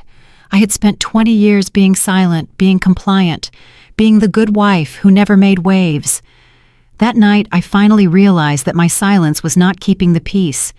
It was just allowing bad people to keep hurting me. Speaking up was not brave. It was survival." "Same thing," Zuri said. "Survival is the bravest thing there is." News about Jelani trickled in occasionally over the following months. He had checked into a rehabilitation facility upstate. He was doing group therapy, individual counseling, the whole program. Vera sent McKenna occasional updates, brief texts that she did not ask for but did not discourage. "He is making progress," Vera wrote one day. "He talks about you often, about how much he regrets what he did, about how he wishes he could go back and be a better man." McKenna read the message and felt nothing but mild curiosity, no anger, no satisfaction, no longing for what might have been. "I am glad he is getting help," she wrote back. "I hope he finds whatever he's looking for." She meant it, not because she owed Jelani anything, not because she had forgotten what he did, but because carrying hatred was exhausting, and she had better things to do with her energy. Summer arrived with long days and warm evenings. Daniel proposed on a Tuesday night, nothing fancy, just the two of them on McKenna's balcony with takeout containers scattered around them and Mr. Whiskers purring at their feet. "I know it has only been a year," he said, producing a simple diamond ring from his pocket, "and I know we are both cautious because of what we have been through. But I also know that I have never been happier than I am when I am with you. I want to spend the rest of my life making you feel the same way." McKenna looked at the ring, looked at Daniel, looked at the life she had built from the ashes of her old one. "Yes," she said. 1,000 times yes. They got married in October, a small ceremony at Daniel's restaurant with only their closest friends and family. Zuri was the maid of honor. Marcus McKenna's lawyer turned friend gave a toast that made everyone laugh and cry. "To McKenna," he said, raising his glass, "a woman who taught me that justice is not just about winning in court. It is about having the courage to demand better, to refuse to accept less than you deserve, to stand up and speak the truth even when your voice is shaking. He smiled at her across the room. You are an inspiration to everyone who knows you. May your second chapter be everything your first chapter should have been. McKenna wiped her eyes and squeezed Daniel's hand.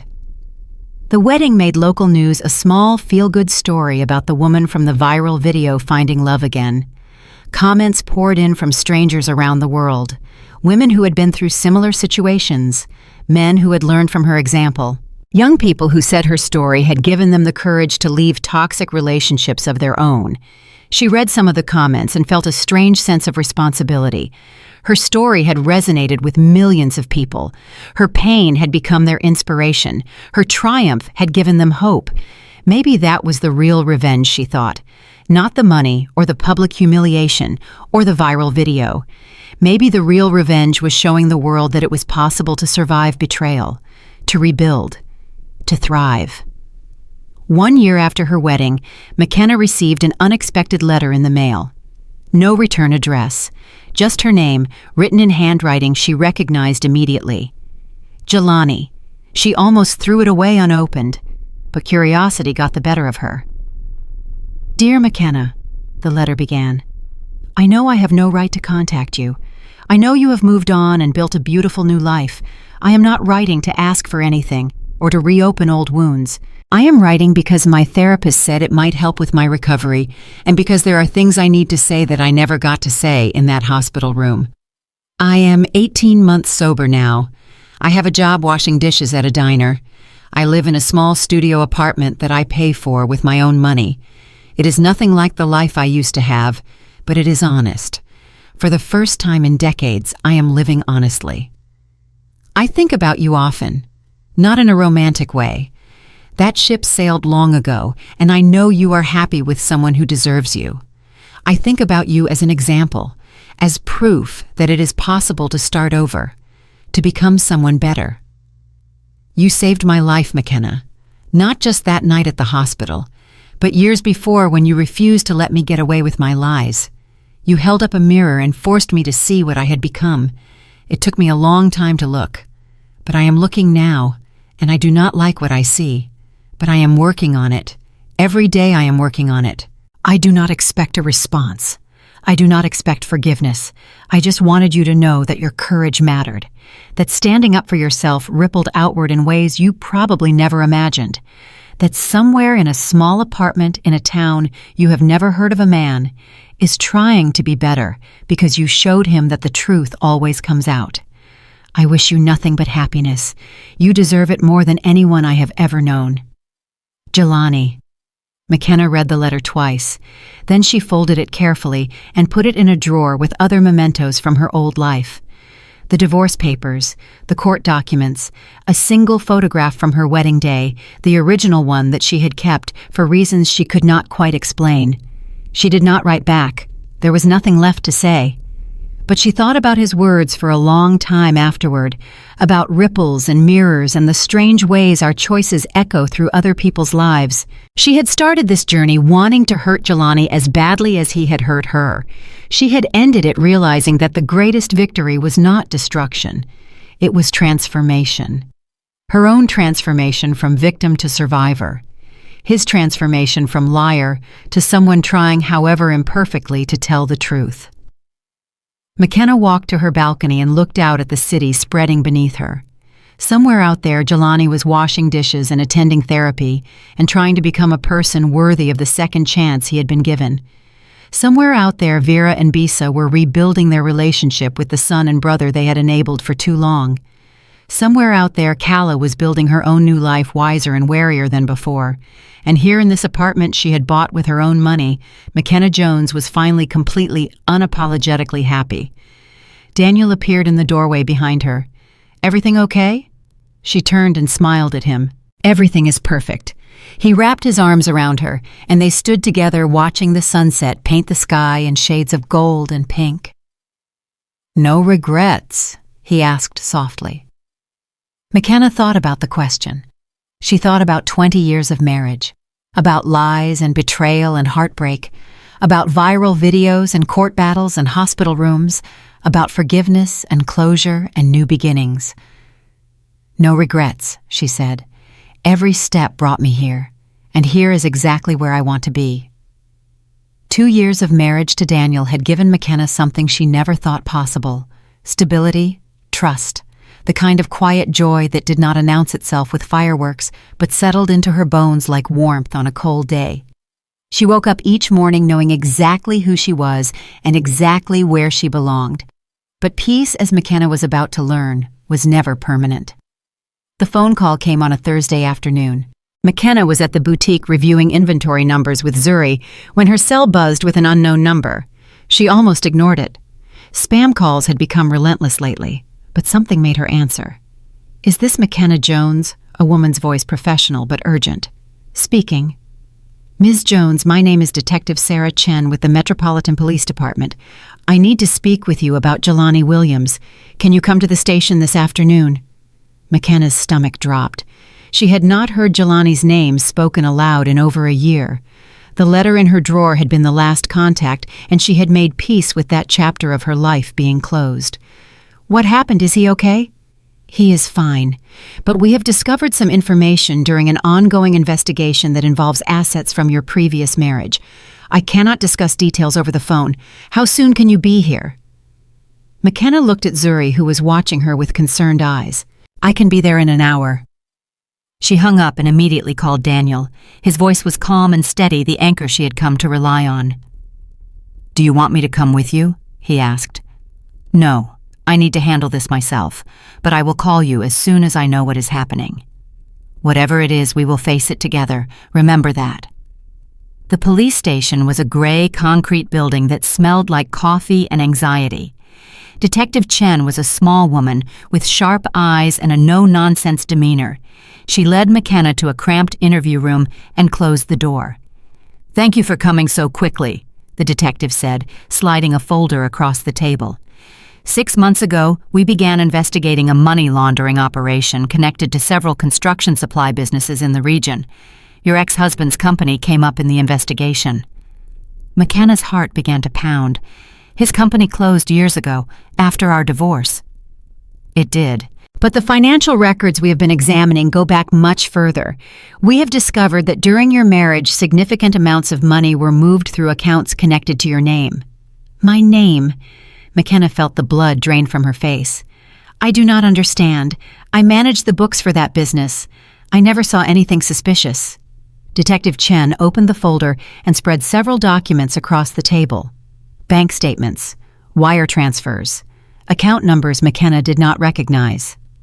These accounts were opened using your Social Security number and personal information. Between 2018 and 2022, approximately $300,000 passed through them. The money originated from suspicious sources and was funneled into legitimate-appearing business expenses. McKenna stared at the documents. Her name, her information, her signature on forms she had never seen before. "I did not do this," she said, her voice shaking. "I have never seen these accounts. This is not my signature. Someone forged these documents." "We suspected as much," Detective Chen said, "which is why I wanted to speak with you before making any formal determinations. Can you tell me who had access to your personal information during this period?" The answer was obvious. Horrifyingly obvious. "My ex-husband, Jelani. He handled all our joint finances. He had access to everything." Detective Chen nodded slowly. "We have already interviewed Mr. Williams.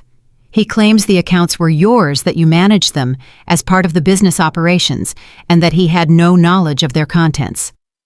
"He is lying." McKenna's voice came out harder than she intended. "He has always been a liar. I have documentation of other financial crimes he committed during our marriage. I used them to win a civil judgment against him 3 years ago." "I am aware of your previous case. That is actually what led us to contact you. The patterns we are seeing now match patterns from those earlier documented crimes." The detective leaned forward. "Ms. Jones, I believe you are telling the truth, but I need you to understand the situation. Right now, your name is on these accounts. If we cannot prove Jelani opened them fraudulently, you could face serious charges." The room seemed to spin. McKenna gripped the edge of the table to steady herself. What do I need to do? First, I need you to provide a complete statement about your financial situation during the marriage. Every account you knew about, every document you signed, everything. Second, I need you to work with our forensic accountants to identify discrepancies in the paperwork. If Jelani forged these documents, there will be evidence. Third, I need you to consider whether you have any other records from that period that might help establish his pattern of fraud. McKenna thought about the folder in her drawer at home, the evidence she had painstakingly gathered for 3 years before confronting Jelani at his engagement party. She had kept copies of everything. I have records, she said. Extensive records. I can bring them tomorrow. Good. In the meantime, I strongly advise you to contact your attorney. This investigation is ongoing, and while I believe you are a victim rather than a perpetrator, you need legal protection. McKenna drove home in a daze. Daniel was waiting for her at the door, and she collapsed into his arms before she could even speak. What happened? He asked, guiding her to the couch. She told him everything. The investigation, the fraudulent accounts, Jelani's lies, the possibility of criminal charges hanging over her head like a guillotine. Daniel listened without interrupting. When she finished, he took her hands in his. "We will fight this," he said firmly. "You have beaten him before. You will beat him again. But this is different. This is criminal. This could mean prison." "It will not come to that. You have evidence. You have the truth. And you have people who believe in you." He kissed her forehead. "Call Marcus first thing tomorrow. He knows your case better than anyone. He will know what to do." McKenna barely slept that night. Her mind raced through every financial transaction of her marriage, every document she had signed, every moment she had trusted Jelani with information that could now destroy her. How had she been so blind? How had she lived with a man for 20 years and never suspected the depth of his deception? Marcus arrived at her apartment the next morning with his briefcase and a grim expression. She had called him at 6 a.m, and he had dropped everything to come. "Tell me exactly what the detective said," he demanded, spreading her documents across the dining room table. McKenna recounted the conversation word for word. Marcus took notes, asked clarifying questions, and examined every page she had saved from her divorce case. "This is serious," he said when she finished, "but it is not hopeless. Jelani has a documented history of financial fraud. He forged documents before. We can prove he did it again." "How?" "First, we compare the signatures on these new accounts to known samples of your actual signature. Forensic analysis can detect forgeries with high accuracy. Second, we trace the timing of these account openings and cross-reference them with your whereabouts. If you can prove you were not present when these accounts were opened, that is strong evidence of fraud. Third, we examine the beneficiaries of these transactions. Where did the money ultimately go? If it went to Jelani or his associates, that establishes motive and opportunity." McKenna felt a small spark of hope. So there is a way out of this. There is always a way out of the truth. The problem is that investigations take time, and until your name is cleared, you are technically a person of interest. Marcus looked at her seriously. "I need to ask you something, and I need you to answer honestly. Is there any possibility, any chance at all, that you knowingly participated in anything illegal during your marriage?" "No." McKenna's voice was firm. "Absolutely not. I managed the legitimate books for the construction business. I paid taxes. I filed reports. Everything I did was legal and documented." "Then we will prove it. But McKenna, you need to prepare yourself. This process could take months. The investigation will dig into every aspect of your financial history. There will be depositions, forensic audits, possibly grand jury testimony. It will be invasive and exhausting, and it will feel like your entire life is being put on trial." "I survived 20 years with Jelani. I survived exposing him at his engagement party. I survived rebuilding my entire life from scratch." McKenna met Marcus's eyes with fierce determination. "I can survive this too." The investigation consumed the next 4 months of McKenna's life. She spent countless hours with forensic accountants, walking through every financial transaction of her marriage. She provided handwriting samples that experts compared to the signatures on the fraudulent accounts. She tracked down old calendars, travel records, and credit card statements that proved she was in different cities when several of the accounts were opened. Slowly, painstakingly, the truth emerged. Jelani had been running a shadow financial operation for almost a decade. He had opened accounts in McKenna's name without her knowledge, using her information to distance himself from suspicious transactions. The money laundering was connected to a network of contractors who had been bribing local officials for building permits. Jelani had been their financial middleman, cleaning dirty money through fake business expenses and walking away with a substantial cut. The $300,000 that had passed through the fraudulent accounts was just the tip of the iceberg. The full scope of his crimes involved over $2 million and half a dozen other victims whose identities he had similarly stolen. He used everyone, Detective Chen told McKenna during one of their final interviews. His business partners, his family members, even his mistresses. Anyone whose information he could access became a potential shield for his crimes. What happens to him now? He has been arrested and charged with multiple counts of fraud, money laundering, and identity theft. Given the evidence and his prior history, he is looking at 15 to 20 years in federal prison. McKenna sat with that information. 15 to 20 years. The man she had married, the man she had loved, the man who had promised to cherish her until death would spend the rest of his productive years behind bars. She waited to feel something. Satisfaction. Vindication. Perhaps even pity. Instead, she felt only exhaustion and relief and a desperate desire to close this chapter once and for all. "Am I clear?" she asked. "Officially." Detective Chen smiled for the first time since they had met. "You are clear. The forensic evidence conclusively proves you had no knowledge of or involvement in these schemes. Your name has been removed from all suspect lists. The investigation regarding you is officially closed." McKenna let out a breath she felt like she had been holding for 4 months. "Thank you," she whispered. "Thank you for believing me." "Thank yourself. Your documentation and cooperation made this case. Without the records you had saved from your divorce, we might never have established the pattern of fraud that brought him down." McKenna thought about those files, the receipts and statements and photographs she had obsessively collected during the darkest years of her marriage. She had gathered them as weapons for her own battle. She never imagined they would become ammunition for a federal investigation. The universe, it seemed, had a sense of justice after all. News of Jelani's arrest spread quickly. The same internet that had made McKenna's engagement party confrontation viral now buzzed with updates about his criminal charges.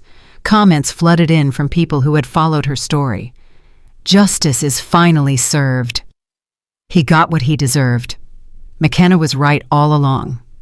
Zuri showed up at McKenna's apartment with champagne and takeout the night the charges were announced. "To the end of an era," she said, raising her glass. "And to never hearing that man's name again." McKenna clinked glasses but could not quite manage a smile. "I thought I was done with him. I thought the divorce and the court case and the hospital visit were the end. But he just kept pulling me back." That is what toxic people do. They never really let go. They keep finding ways to stay in your life, to keep their hooks in you, to remind you that you once belonged to them. Zuri took a long sip of champagne. "But this time is different. This time he is going to prison. This time he cannot reach you anymore." "I know. But I am tired, Zuri. So tired of fighting, so tired of being dragged back into his drama. I just want to live my life in peace." "Then do it." Zuri grabbed her hand. "Starting right now. No more looking over your shoulder. No more waiting for the next disaster. You have won, McKenna, completely and permanently. Let yourself enjoy it." Daniel came home an hour later to find the two women laughing on the balcony, the champagne bottle empty and their faces flushed with relief. "Room for one more?" he asked, holding up a bottle of wine. "Always," McKenna said, pulling him down beside her. They sat together watching the city lights flicker to life as darkness fell. McKenna leaned against her husband's shoulder and thought about everything that had led to this moment. 20 years of marriage to the wrong person, 3 years of gathering evidence in secret, one moment of courage at an engagement party, a viral video that changed everything, a court victory, a hospital room, a letter, a new love, a new business, a new life, and now finally closure. "What are you thinking about?" Daniel asked softly. "I am thinking about how strange life is, how the worst things that happen to us can lead to the best things, how we never know which door is going to open next or where it is going to take us." "Any regrets?" McKenna considered the question seriously. "I regret wasting 20 years on someone who did not deserve me. I regret not seeing the truth sooner. I regret all the time I spent being afraid." She turned to look at Daniel. "But I do not regret the path, because the path brought me here, and here is exactly where I want to be." He kissed her gently. "Me too." The trial began in September. McKenna was not required to testify, but she attended anyway. She wanted to see it. She wanted to watch Jelani face the consequences of his actions in a court of law. She wanted closure in the most literal sense. The courtroom was packed with journalists, victims, and curious spectators. McKenna sat in the back row with Daniel on one side and Zuri on the other. She wore a simple navy dress and no jewelry. She was not there to be noticed. She was there to witness. Jelani looked even worse than he had in the hospital. Prison had not been kind to him. His designer suits had been replaced by an orange jumpsuit. His confident posture had collapsed into a defeated hunch. His eyes, when they scanned the courtroom, were hollow and haunted. They found McKenna in the crowd, locked onto her, held. She did not look away. She did not flinch. She simply met his gaze with calm, steady eyes that said everything words could not. "I survived you. I beat you. I am free." He looked away first. The trial lasted 3 weeks. Witness after witness testified about Jelani's schemes. Bank records were projected on screens. Forensic experts explained the intricate web of fraud he had constructed. Victims spoke about how he had stolen their identities, ruined their credit, destroyed their trust. McKenna listened to it all with a strange sense of detachment. This man, she had loved this man. She had built a life with this man she had believed was her partner and her future. He had been a monster all along. A charming, convincing, utterly amoral monster who had used everyone around him as tools for his own enrichment. How had she not seen it? How had she been so completely fooled? But she knew the answer. She had wanted to believe. She had wanted the fairy tale. She had wanted the life she thought she was building to be real, and wanting something badly enough could blind you to even the most obvious truths. The verdict came on a Friday afternoon. Guilty on all counts. The courtroom erupted. Journalists rushed for the doors. Cameras flashed. Somewhere behind her, McKenna heard someone crying. Jelani stood motionless as the verdict was read. He did not react, did not protest, did not even seem surprised. He simply stood there, absorbing the words that would define the rest of his life. The judge scheduled sentencing for the following month. Jelani was led away in handcuffs. As he passed McKenna's row, he stopped. The guards tried to keep him moving, but he planted his feet and turned to look at her one last time. "I am sorry," he said. His voice was barely audible. "For everything." McKenna said nothing. There was nothing left to say. The guards pulled him forward, and he disappeared through a side door. That night, McKenna sat alone on her balcony for a long time. Daniel had offered to stay with her, but she had asked for space. She needed to process. She needed to feel. She thought about the girl she had been when she married Jelani, young, hopeful, desperate to be loved. That girl had believed in fairy tales and happy endings. That girl had trusted blindly and loved unconditionally. That girl had not understood that some people were incapable of loving anything but themselves.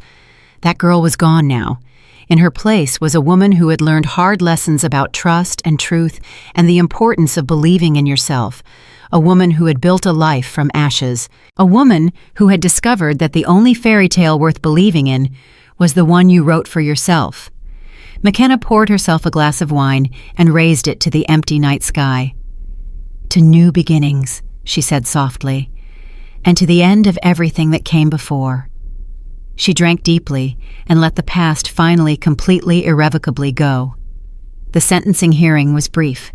18 years in federal prison, no possibility of parole for at least 12. Jelani would be in his 70s before he saw freedom again. Vera called McKenna that evening. Her voice was tired and old. "I do not know what to say," she admitted. "My son is going to die in prison, and he deserves it. He deserves every day of it. But he is still my son." "I know," McKenna said gently, "and I am sorry. Not for him, for you. No mother should have to watch her child destroy himself." "I enabled him," Vera said quietly. "For his whole life I made excuses. I cleaned up his messes. I blamed everyone else for his failures. If I had held him accountable sooner, maybe he would have turned out differently. Maybe, or maybe he would have found other people to enable him. Some people are determined to self-destruct no matter how much love they receive." Vera was silent for a long moment. "Can I ask you something?" "Of course." "How did you do it? How did you survive what he did to you and come out the other side whole? I look at you now, happy and successful and at peace, and I do not understand how you got there from where you were." McKenna thought carefully before answering. "I stopped waiting for someone else to save me. I stopped believing that I needed his love or his approval or his permission to be happy. I took responsibility for my own life and started building something that belonged entirely to me. It was hard. It was terrifying. But it was also the most liberating thing I have ever done. I wish I had your strength." "You do. You just have not found it yet. But you will. You have to, because the alternative is letting his choices define your whole life, and you deserve better than that." After she hung up, McKenna sat for a while thinking about Vera, about Bisa, about all the people Jelani had damaged in his wake. His victims were not just the strangers whose identities he had stolen. They were the people who had loved him most, the people who had believed in him, the people who had spent years making excuses for behavior they knew was wrong. Toxic people did not just destroy their victims, they destroyed everyone around them. Their gravity pulled in innocent bystanders and left wreckage scattered across generations. But it was over now. Finally, truly, completely over. McKenna's phone buzzed with a text from Zuri. "Boutique news. We have been nominated for a national award. Ceremony is next month in New York. You are coming whether you like it or not." She smiled and typed back, "Would not miss it for the world." Life, it seemed, was determined to keep moving forward, and McKenna was determined to move with it. The award ceremony in New York was everything Zuri had promised and more.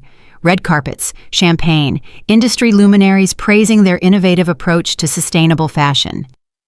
When their names were called as winners, McKenna stood beside her best friend on stage and looked out at the sea of applauding faces.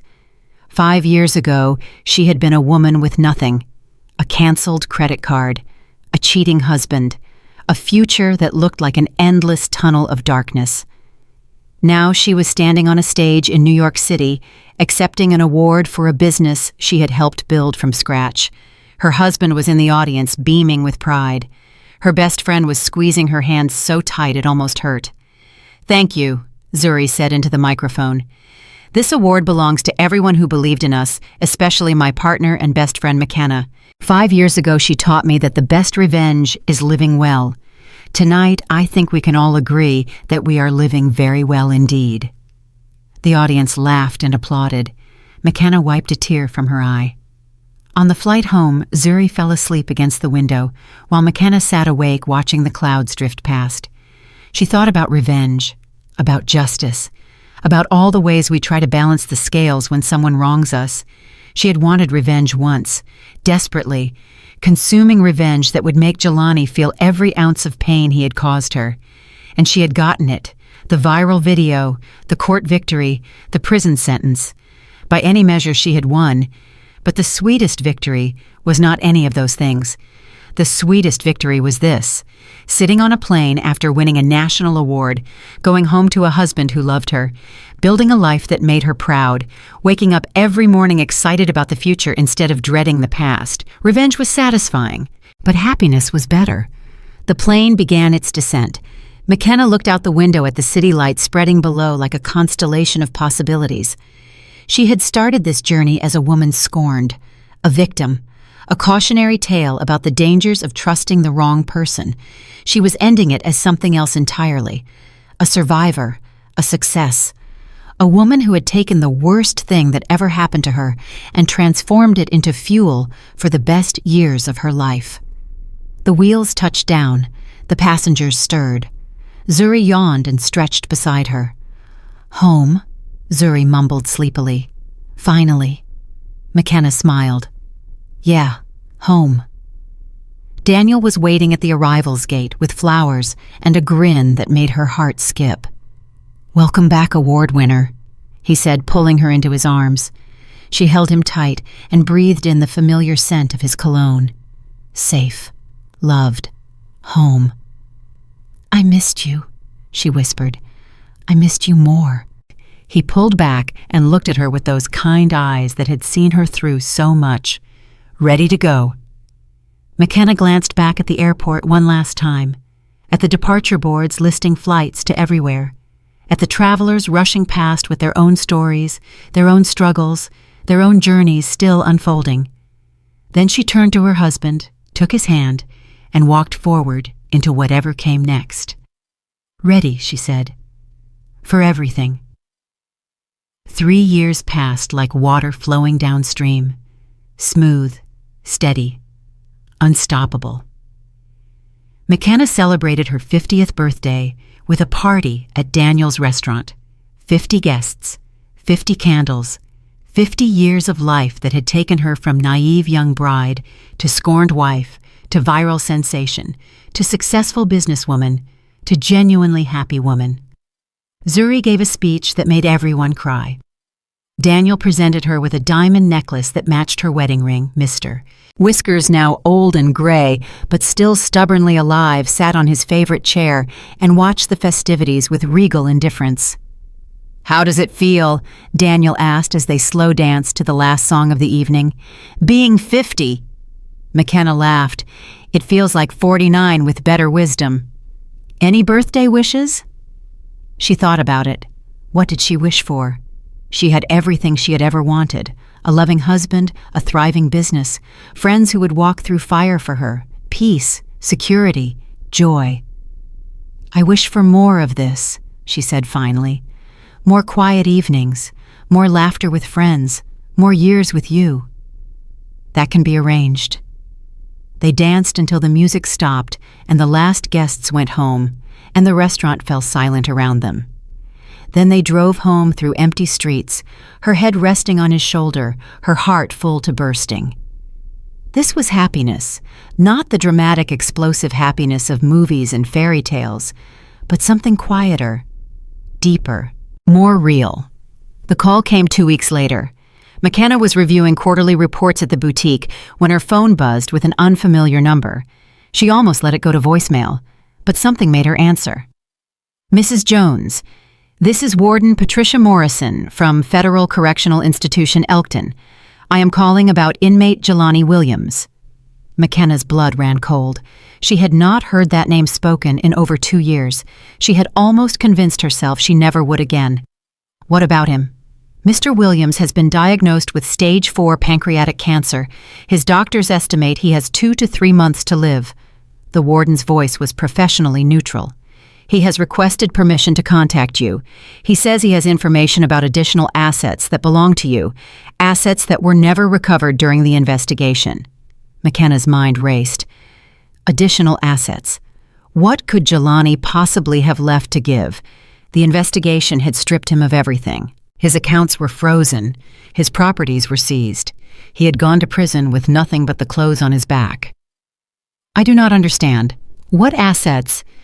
"I am not privy to the details, but Mr. Williams has been cooperative with authorities in recent months, providing information about other members of the money laundering network in exchange for certain privileges.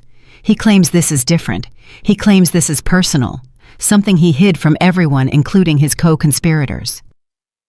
McKenna was silent for a long moment. She did not want to see Jelani, did not want to hear his voice or look into his eyes or be reminded of everything she had worked so hard to leave behind. But hidden assets. Money that rightfully belonged to her, money he had stolen during their marriage and squirreled away for some future escape that would never come. When does he want to meet? As soon as possible. Given his condition, time is limited. McKenna hung up and sat staring at her phone. Her hands were trembling slightly, not from fear, from something more complicated. A mixture of curiosity and dread, and the unsettling feeling that her past was reaching out to grab her one final time. She called Daniel immediately. "Absolutely not," he said when she explained the situation. "You are not going to that prison. You are not giving him one more minute of your time. Whatever he is offering, it is not worth it." "But what if it is real? What if there is money out there that belongs to me?" "Then let the lawyers handle it. Marcus can investigate. The authorities can subpoena records. You do not have to sit across from that man in a prison and let him manipulate you one last time." McKenna knew Daniel was right. She knew visiting Jelani was probably a mistake, but something nagged at her. A small voice in the back of her mind that whispered, this was not about the money. This was about closure, real closure. The kind that could only come from looking into the eyes of the man who had nearly destroyed her and knowing with absolute certainty that he had no power over her anymore. "I have to go," she said quietly. "I cannot explain why, but I have to." Daniel was silent for a long moment. "Then I am coming with you." "No. This is something I need to do alone." "McKenna." "Daniel, please. Trust me. I know what I am doing." Another long pause, then a sigh of reluctant acceptance. "Promise me you will call the moment you leave. Promise me you will not let him get inside your head." "I promise." The prison was a gray fortress in the middle of nowhere, Ohio. McKenna had dressed simply. Dark pants, white blouse, no jewelry except her wedding ring. She did not want to give Jelani any ammunition, any evidence that her life had flourished while his had crumbled to dust. The visitation room was smaller than she expected. A row of tables with plastic chairs bolted to the floor, security cameras in every corner, guards stationed at the doors. Jelani was already seated when they brought her in. He looked like death, literally. His skin had taken on the yellowish pallor of advanced illness. His once robust frame had withered to skeletal thinness. His eyes, sunken deep in their sockets, still held a spark of the intelligence that had made him such an effective con artist for so many years. But the confidence was gone. The charm was gone. The easy smile that had fooled her for 2 decades was gone. This was a man who knew he was dying and had finally run out of lies to tell himself. "Thank you for coming," he said as she sat down across from him. His voice was weaker than she remembered, thinner. "I was not sure you would. The warden said you have information about hidden assets. Straight to business. I always admired that about you." He attempted a smile, but it came out as a grimace. "Yes, there is money. Quite a lot of it, actually. Hidden in accounts under names you have never heard of, managed by people who owed me favors. The investigators never found it because I never told them where to look." "Why are you telling me now?" "Because I am dying, McKenna. 3 months, maybe less. And when I die, that money dies with me. The accounts will sit dormant until the banks claim them as abandoned property. No one will ever know it existed." "How much are we talking about?" Jelani leaned forward slightly. His handcuffs clinked against the table. $800,000. McKenna felt the blood drain from her face. 800,000. Nearly $1 million. Hidden away while she had been clipping coupons and wearing the same coat for 5 years. Hidden away while she had been fighting him in court for a fraction of what he owed her. "You bastard," she whispered. "You absolute bastard." "I know. I know what I am. I have had 3 years in a cell to think about nothing else. Jelani's eyes were wet. Whether from genuine emotion or skilled manipulation, McKenna could not tell. I am not asking for forgiveness. I do not deserve it. I am not asking for absolution. There is no absolving what I did. I am just asking for a chance to give you something before I go, something that should have been yours all along. Why me? Why not your mother or Bisa? They could use that money. Because they enabled me. Every step of the way they made excuses and looked the other way. They were my accomplices even if they did not know it. Jelani shook his head slowly. You were different. You saw the truth. You had the courage to expose me. You earned this money in ways my family never did. McKenna sat in silence, trying to process what she was hearing. This man had spent their entire marriage lying to her, stealing from her, betraying her in every conceivable way. And now, facing death, he wanted to give her $800,000. What is the catch? No catch. I will give you the account information, the passwords, the contact details for the people who manage the money. You can verify everything through your lawyer before you touch a cent. If it checks out, the money is yours, free and clear. And what do you want in return? Jelani was quiet for a moment. When he spoke again, his voice was barely above a whisper. I want you to forgive me. The words hung in the air between them. Heavy, impossible, absurd. You want forgiveness? McKenna repeated slowly. After everything you did, after 20 years of lies, after stealing my money, destroying my credit, humiliating me in front of the world, after I had to prove my innocence in a federal investigation because of your crimes, you want me to forgive you? I know I have no right to ask. You are correct. You have no right. But I'm asking anyway, not because I deserve it, but because carrying this guilt into death is more than I can bear. I need to know that somewhere in the world, one person has found a way to let go of what I did, even if that person is the one I hurt most of all. McKenna looked at the man across the table, the man she had loved, the man who had shattered her heart, the man who had forced her to become someone stronger, braver, more resilient than she ever imagined possible. She thought about forgiveness, what it meant, what it required, whether it was even possible after everything that had happened. I forgave you years ago, she said finally. Not for your sake, for mine. Carrying hatred is exhausting and I had better things to do with my energy. So yes, Jelani, I forgive you. But forgiveness does not mean what you did was okay. It does not mean we are even. It does not mean I have forgotten. It just means I have chosen to stop letting your choices define my life. Tears streamed down Jelani's hollow cheeks. Thank you, he whispered. Thank you. He reached into his jumpsuit pocket and pulled out a folded piece of paper, slid it across the table toward her. Everything you need is on that paper. Account numbers, passwords, names. Have your lawyer verify it all. The money will be there. McKenna took the paper but did not look at it. She kept her eyes on Jelani. Why did you do it? She asked. All those years, all those lies. Why? Jelani closed his eyes. When he opened them again, they were filled with something that might have been honesty, or might have been his most convincing performance yet. Because I could. Because it was easy. Because I convinced myself that rules were for other people and that I was too smart to get caught. He shook his head slowly. But mostly because I was empty inside. I had a hole in me that nothing could fill. Not money. Not success, not women, not your love, even though you gave it freely. No matter how much I took, I always wanted more. It was never enough. I was never enough. And now I am dying, and I have realized that everything I spent my life chasing was worthless. The money is just numbers on a screen. The success was built on lies. The women never loved me, they loved what I could give them. And your love, the one real thing I ever had, I threw away because I was too broken to recognize its value. He reached across the table as if to touch her hand, then stopped himself. The gesture was painful to watch. You were the best thing that ever happened to me, McKenna. I know that now. I knew it then too. But knowing something and acting on it are different things. I was a coward.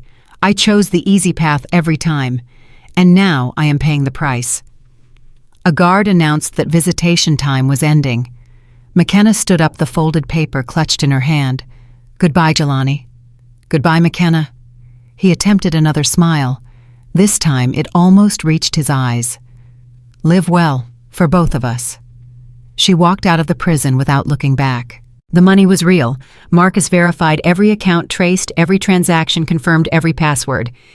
$817,000 hidden in offshore accounts and domestic shell companies.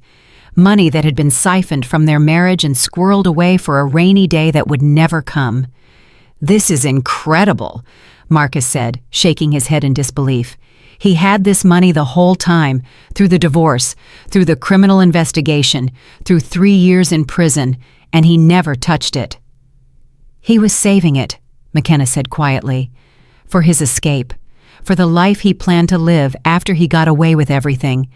He never imagined he would die in a cell with no one to leave it to." "What do you want to do with it?" McKenna had thought about this constantly since leaving the prison. $800,000. More money than she had ever imagined having. Enough to retire. Enough to travel the world. Enough to buy anything she wanted. But that was not what she wanted. "I want to start a foundation," she said, "for women who are going through what I went through. Women whose husbands have stolen from them, betrayed them, destroyed their finances and their self-worth. I want to help them fight back. I want to give them lawyers and accountants and the resources they need to reclaim their lives." Marcus smiled slowly. "That is one hell of a revenge, McKenna. Taking the money he stole and using it to help other women escape men just like him." "It is not revenge. It is justice. There is a difference." The McKenna Jones Foundation launched 6 months later. The announcement made national news. The woman from the viral engagement party video was using her stolen money to help domestic abuse and financial fraud survivors. The story spread across social media like wildfire. Donations poured in from around the world. Women reached out with their own stories, their own pain, their own desperate need for help. McKenna hired a staff, lawyers who specialized in divorce and asset recovery, accountants who could untangle the most complex financial fraud, counselors who understood the psychological toll of betrayal. Within a year, the foundation had helped over 200 women escape abusive situations and recover stolen assets. "You built an empire," Zuri said one evening as they reviewed the foundation's annual report. "From nothing, from worse than nothing. You built a goddamn empire." "I had help." "You had courage. That is what you had. The courage to speak up when everyone told you to stay quiet. The courage to fight back when everyone told you to accept defeat. The courage to turn your pain into something beautiful." McKenna looked at the numbers on the page. 200 women, 200 lives changed, 200 families that would not suffer the way she had suffered. "It is not enough," she said. "There are thousands more out there, millions. Women who do not know they have options. Women who are too scared or too broken to fight back. Then we keep going. We expand. We grow. We help as many as we can." Zuri grinned. "And we make damn sure that every cheating, thieving, lying husband in America knows that his wife has somewhere to turn." Jelani died on a Tuesday morning in late October. The warden called McKenna personally. He had slipped away quietly in his sleep 2 weeks earlier than the doctors had predicted. There was no family to claim the body. Vera had passed away the previous year, and Biza wanted nothing to do with her brother's remains. "What happens to him?" McKenna asked. "Standard procedure for unclaimed inmates. Cremation. Burial in the prison cemetery. Simple marker with name and dates." McKenna thought about it. The man she had loved for 20 years. The man who had destroyed her. The man who had, in his final act, given her the means to help hundreds of other women avoid her fate. "Let me arrange the burial," she said. "I will cover the costs." The warden was silent for a moment. "That is very generous, Mrs. Jones. Are you sure?" "I am sure." She did not attend the funeral, neither did anyone else. Jelani Williams was buried in a small cemetery outside the prison walls with only a chaplain and 2 gravediggers present. His headstone read simply, "Jelani Marcus Williams, 1968 to 2028, May he find the peace he never found in life. McKenna did not mourn him, but she did pause for a moment of reflection, for the man he could have been, for the life they could have lived together if he had been capable of honesty, for the waste of potential and possibility and love. Then she turned back to her own life and did not look back. The 5th anniversary of the foundation was celebrated with a gala at the Grand Meridian Hotel, the same hotel where Jelani had tried to throw his engagement party, the same ballroom where McKenna had walked down the aisle with documents in her hand and truth on her lips. Diana, the event coordinator who had helped her that night, was still on staff. She had become a friend over the years, a supporter of the foundation, a regular donor. "Full circle," Diana said as she showed McKenna the decorated ballroom. "You walked in here 5 years ago to destroy a lie. Tonight, you are here to celebrate the truth." 500 guests filled the room, politicians and business people and celebrities who supported the cause, journalists who had covered McKenna's story from the beginning, women who had been helped by the foundation and wanted to give back, and Daniel, of course, standing beside her like he always did, her rock, her anchor, her home. McKenna took the stage to thunderous applause. She looked out at the sea of faces and felt something swell in her chest. Not pride exactly, something deeper. Gratitude, awe, wonder at the strange journey that had brought her to this moment. 5 years ago, she began, I walked into this hotel as a woman with nothing, a canceled credit card, a cheating husband, a future that looked like an endless tunnel of darkness. I came here that night because I had finally found the courage to tell the truth, even though it terrified me, even though I did not know what would happen next. She paused, letting the memories wash over her. What happened next was more than I ever imagined. The video of that night went viral. Millions of people watched me expose my ex-husband's lies. And something remarkable happened. Women started reaching out to me, hundreds of them, thousands. Women who were going through the same thing I had gone through. Women who felt trapped, hopeless, alone. They saw my story and realized they were not alone. They saw me fight back and realized they could fight back too. The room was silent, every eye fixed on her. The foundation we are celebrating tonight exists because of those women, because of their courage, because of their refusal to accept abuse and betrayal and theft as inevitable parts of marriage. In 5 years, we have helped over 1,000 women escape dangerous situations and recover stolen assets. We have changed laws. We have trained law enforcement. We have created a network of support that spans the entire country. McKenna felt tears prickling at her eyes, but kept her voice steady. But the work is not done. There are still millions of women out there suffering in silence. Women who do not know they have options. Women who have been told by society and by their abusers that they are worthless, that they deserve what is happening to them, that no one will believe them if they speak up. She gripped the podium and leaned forward. I am here tonight to tell those women something important. I believe you.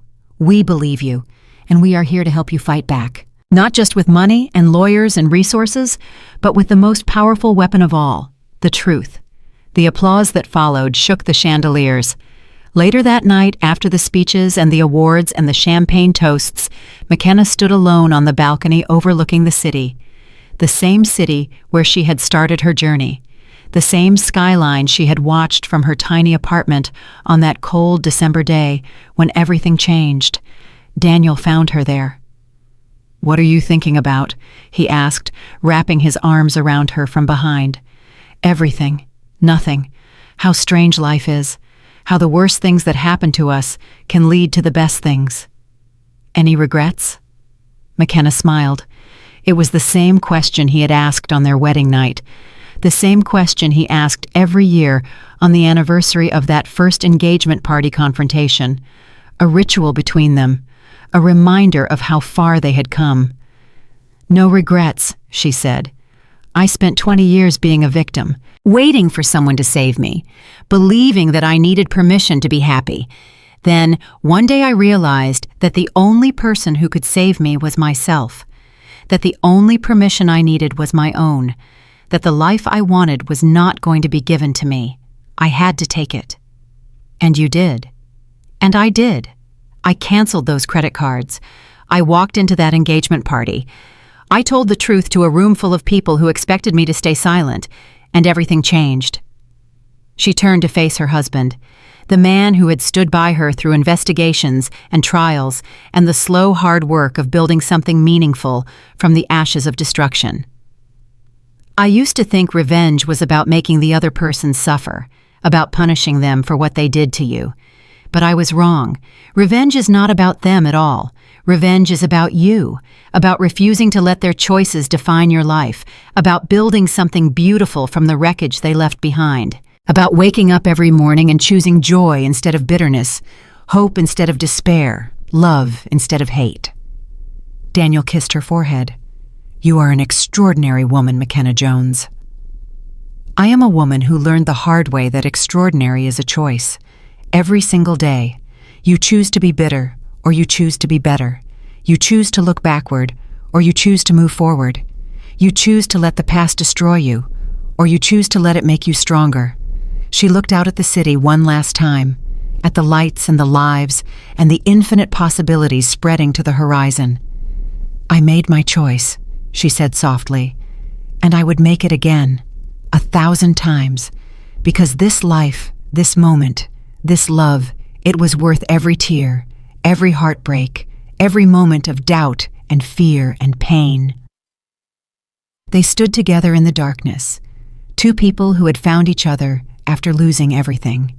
Two hearts that had been broken and healed and grown stronger in the broken places. Below them, the city hummed with its endless energy. Above them, stars appeared one by one in the clearing sky, and between them, something precious and hard-won and absolutely unbreakable. Ready to go home? Daniel asked. McKenna smiled and took his hand. I am already home, she said. Everywhere I go, as long as you are there. They walked back into the ballroom together, into the warmth and the laughter and the celebration of everything they had built. Behind them, the night stretched out like a promise. Ahead of them, the future waited with open arms. And McKenna Jones, the woman who had canceled 15 credit cards and brought down an empire of lies with nothing but the truth, walked forward into that future without a single glance behind. The best revenge she had learned was not destruction. It was living, really, truly, magnificently living. And she intended to do exactly that for the rest of her beautiful, imperfect, hard-won, extraordinary life.